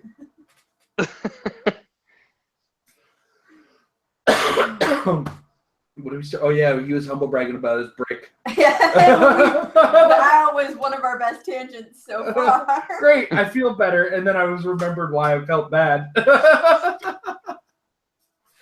We got into edgelord. It gave me a chance to complain about both Venom or all of Venom. Oh, now he's just taunting you. Frank Miller. That's okay. I hate Spider-Man, so we're good. Come at me, bro. A lot of people hate Spider-Man. But he's got one of the best villains galleries, much like Batman. Oh god, I hate Batman. Except for Venom. Venom's terrible. I still think the Green Goblin is up there with Doctor Doom as one of my 2 favorite villains. He's definitely under Doctor Doom, otherwise, there'd be a different green villain on my arm. Okay. I don't know if I want to let him ask another one. Banned from asking questions. No, give him away. Let him go. Unmute yourself, Mike. You're allowed. All right. The last question on the list was it's non-HeroClix related, but it's just like, since I missed you guys, we haven't seen you in like so many months or so. Did you like Guardians of the Galaxy 2 and Wonder Woman? What did you think? Pending opinion on Wonder Woman, we haven't seen it yet. There is an intent to go see it at some point, but it's really hard to ask the people who are watching your kids while you go to Ohio to watch them on weeks in between leading up to it. It's kind of, not fair. Plus, it was my mom's birthday this weekend. She wouldn't be able to watch the kids because she's gone out to where she's hanging out. Excuse me. And your parents are out of town as well. Yeah. So, and they're generally our go-tos for babysitting. We don't have a local teenager that we know of that we can trust yet, or pay for that matter. Or that, we can compensate fairly because we do have 3 children and like twin boys. There is no fair compensation, except maybe the card of a psychiatrist with our children. We've had a few times where we've had my girlfriend babysit them, but it's like, okay, well, the twins are in bed, and all you have to do is watch TV and make sure they don't make noise upstairs. It's like they're gonna make noise for about 30 minutes. Ignore it. You might hear a thump, and then they'll go to sleep. It'll be okay. Guardians of the Galaxy Volume 2 had on par. I think I would consider an on par opening to Volume 1. That's for sure. That whole Baby Groot sequence with the fight in the background was so good. Brilliant. Spoiler warnings here. I cried. Spoiler alerts. I cried at the ending. It was sad, but happy sad. It was sad. It was good as its own movie. If you compare it to the first Guardians of the Galaxy, it is less good, but it is not inferior to it. You know what I'm meaning? So, Volume 1 or first Guardians of the Galaxy, good movie. Volume 2, a good movie, but not as good as the first one, I would say. I find when you get like these franchise building movies and stuff, the first one is always going to stand out no matter what you do. Even if it's a bad movie, the first one is always going to stand out because that was how you met these characters. That's what you learned of what they did, how they came together, stuff like that. So you have the first movie is them meeting each other, becoming a team, and then learning to work together for a common goal. And when you're talking about sequels, you kind of have to compare sequel to sequel rather than sequels to an original. Like if you take Iron Man 2 and 3 sucks. No. They all suck Iron Man except 2 is one. better, but neither really compare to Iron Man 1. Even when you take like the 3 Captain Americas, where like the first one is just so good, but Winter Soldier is amazing, but then you have Civil War, and it's like you kind of have to take them all as their own movie because trying to compare them to each other is almost futile. So, like, for me, Guardians of the Galaxy 2 was an amazing story. I was engaged all the way through. I didn't feel like it dropped off anywhere. I wasn't bored at any point. And I legitimately cried at the end of the movie. So, like Jason said, I don't want to compare it to the first one because there's going to be that special little special place in your heart for the original, how you're introduced to these characters that lives on. But, like, it's still a good movie as long as you just don't kind of compare it to its original, if any of that made sense. It's basically what I said with more words. Yeah. But with a more explanation. With a more explanation. Not a further explanation, a more explanation. So you had your tangent in front of the answer instead of in behind. But we both very much enjoyed the movie. Yeah. It was very good. In fact, I think the very next day I went and bought the Telltale Guardians of the Galaxy game. This is the first time, and this is killing me right now. This is the first time I've ever bought a Telltale game before it was fully released, because they released in like 5 episode segments. So you get the first episode, here's a part of the story, you get the second, third, fourth, fifth. And I don't know if the second one's even out yet. It is. Okay, second one's out now. But just waiting for it has made me forget that I own this game. In fact, it wasn't until you reminded me about the movie, which was the reason I bought the game, where I was like, oh my god, I gotta go play that now. And I was lucky that the second episode happens to be out. I can't. This system doesn't work for video games. Just give me the whole goddamn thing. And also, we now have a full like comic book inception because Scott Porter actually voices Star-Lord. And if anybody actually used to watch the old Geek and Sundry group hug, anytime Scott Porter was on, people kept asking if it was Chris Pratt because apparently they look like each other. So now it's even funnier that he's voicing Chris Pratt Star-Lord. In Scott Porter's defense, Scott Porter was jacked before Chris Pratt was jacked because he was in a movie about football. It was an entire like 6-season show, wasn't it? Sorry, it's a series. Sorry, it's a show that happens to share a name with a movie. Friday Night Lights was also a movie. So. And then he did like a cowboy show after that too. Man works out. Guy's better looking. I know him through HeroClix, to be honest. So I think most of us do. I didn't know he had a career before he started doing the unboxing videos. Like, who is this guy? Oh, he's been in some things. Actually, the funny thing is, long before he got his contract to do the unboxings, we had one of our, I unfortunately can't remember who it was, we had one of our fans post a link on our page years ago of a behind-the-scenes interview with Scott Porter that DC All Access had done, where they went into his trailer for whatever show that he was working on, and on his dressing table was a whole bunch of HeroClix.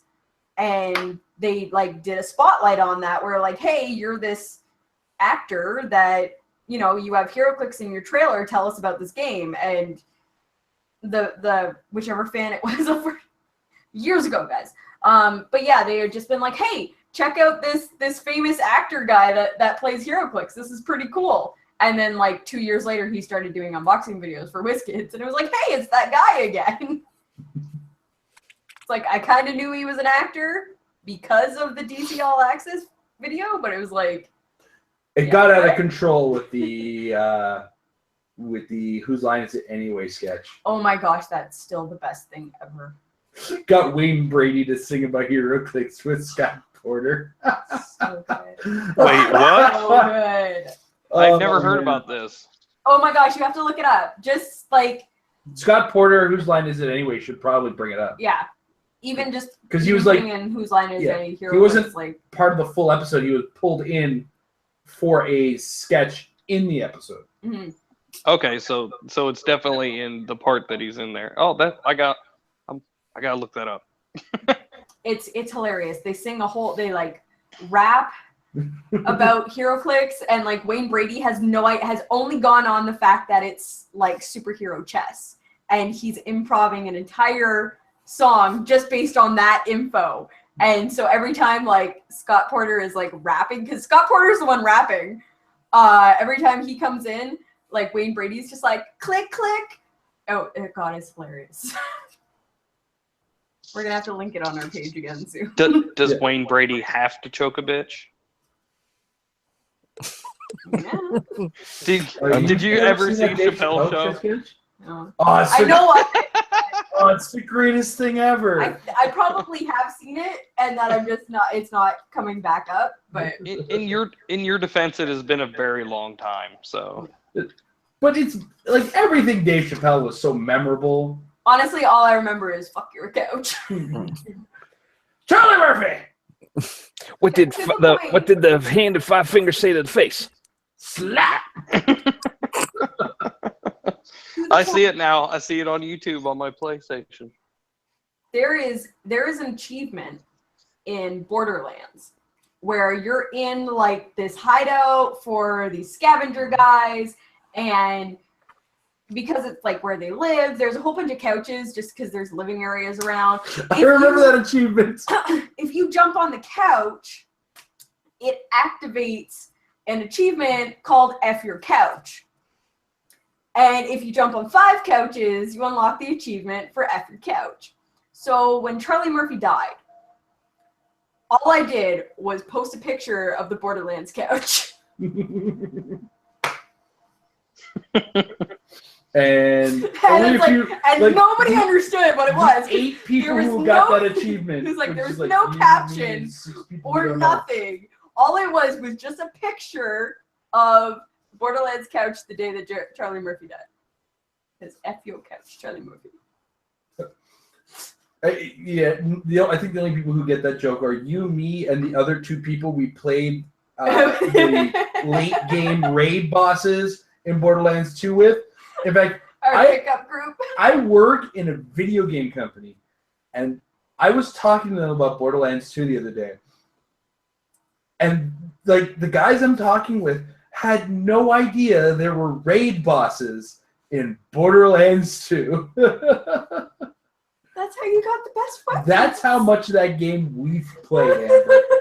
Oh gosh, I'm pretty sure, like, I know our Steam counter isn't accurate, but I'm pretty sure it's got like 200 plus hours on that Close game. enough. I was actually, when we were at Canadian Nationals, we were talking about playing video games, and I had mentioned that there was a time where we did the final boss in Borderlands 2, and I had fallen asleep during the boss, and Jason didn't notice because I was still playing. But I was like running around in circles shooting because I had fallen asleep with like my hand in the position on my controller. And Jason's like, what the heck is she doing? Why is she not helping? Amber, you're playing the Necromancer. Like, Amber, where's your drum? Amber, where's the robots? Because at the time where our computer's set up, like right now, you might be able to tell with what MetaLab looks like and what the Patron Hangouts look like, is that our computers are actually right next to each other. My hand is currently at my computer. So, but in the setup that we had in our old apartment, our computers were like separate from each other. So I was in a position where I could sit in our giant armchair that we used to have and play on my computer. And I fell asleep in the armchair, but my computer was blocking my view. So 365 hours. It's Age of Empires 2, that makes sense. You know, now you can't touch that because it's perfectly 365. You've played 1 hour for every day of a year. Yeah. But yeah, so like he had to like push back from his chair, lean over my computer to look over at me and be like, "Why the hell are you not playing?" Oh yeah, yeah. When you because I was asleep in the chair. I had to throw something at you on that day. And then, but I woke up just in time to see the ending cinematic. So it's like, why am I carrying this boss solo? What's going on? Amber, where's the drone? Honestly, all you had to do was hit your ultimate with the I just needed to make sure that my need the drone. I don't know what you did the entire time we played that game, but me and that drone carried your ass. Gunzerker OP when Jason's using it. And then they released the new content and the extra levels and the extra difficulty, and it was like, no. Even our raid boss killing weapons weren't good enough for that. Yeah. It was gross. All right, I think we tangented way far from Guardians of the Galaxy and Wonder Woman now. Is that where we started this one? Mike, do you have any other questions? No. No, we got through them all? Xandro, do you have any questions? Nope. All right. It is now 12:40 where we are, so we should probably wrap this up. I guess we've been going for hours. I've been going for hours. I've been going for about an hour. So, hour and odd. So, guys, thank you very much for being patrons. We seem to have lost Dave in there. I think he pulled an Amber and fell asleep, or just had to duck out. That's cool. But our patrons are our biggest supporters, as we've said. We get a little bit more from Patreon than we do from our YouTube channel directly. If you want to join us, check us out at patreon.com/marriedwithclicks. Any level on the Patreon gets you in this discussion. And you're welcome to join it whenever we end up having it. We're going to try to get it back to a monthly organized thing. You can go ahead and shut off this camera if you want. No, you can actually do that. You can.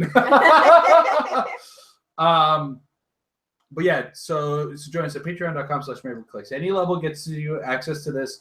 $5 gets you access to our videos early. $10 gets you a special patron action token, which we are going to have printed for us soon. And they will be going to anybody who was at the $10 mark in May and the $10 mark in June. So if you're strictly May, where you're going to be getting yours sent early July. If you're part of both, you're going to be getting both your action tokens sent to you in the mail early July. I'm going to be sending them off to you guys. Those are designed by Big Bully Games, and they're generally custom made. So yeah, we're back in the action token game business. Yeah. So if you're looking to collect up those, by all means, check it out. Have I rambled on enough about Patreon? I think so. Okay, cool. So again, one more time, patreon.com/MaryWoodClicks to support us a little bit. But in the meantime, thank you, Mike. Thank you, Nathaniel. Your support's much appreciated. Thank you guys for watching if you're watching live. Thank you guys for watching if you're in the archives. And you guys all have a wonderful evening. I'm going to go drink some more. Bye.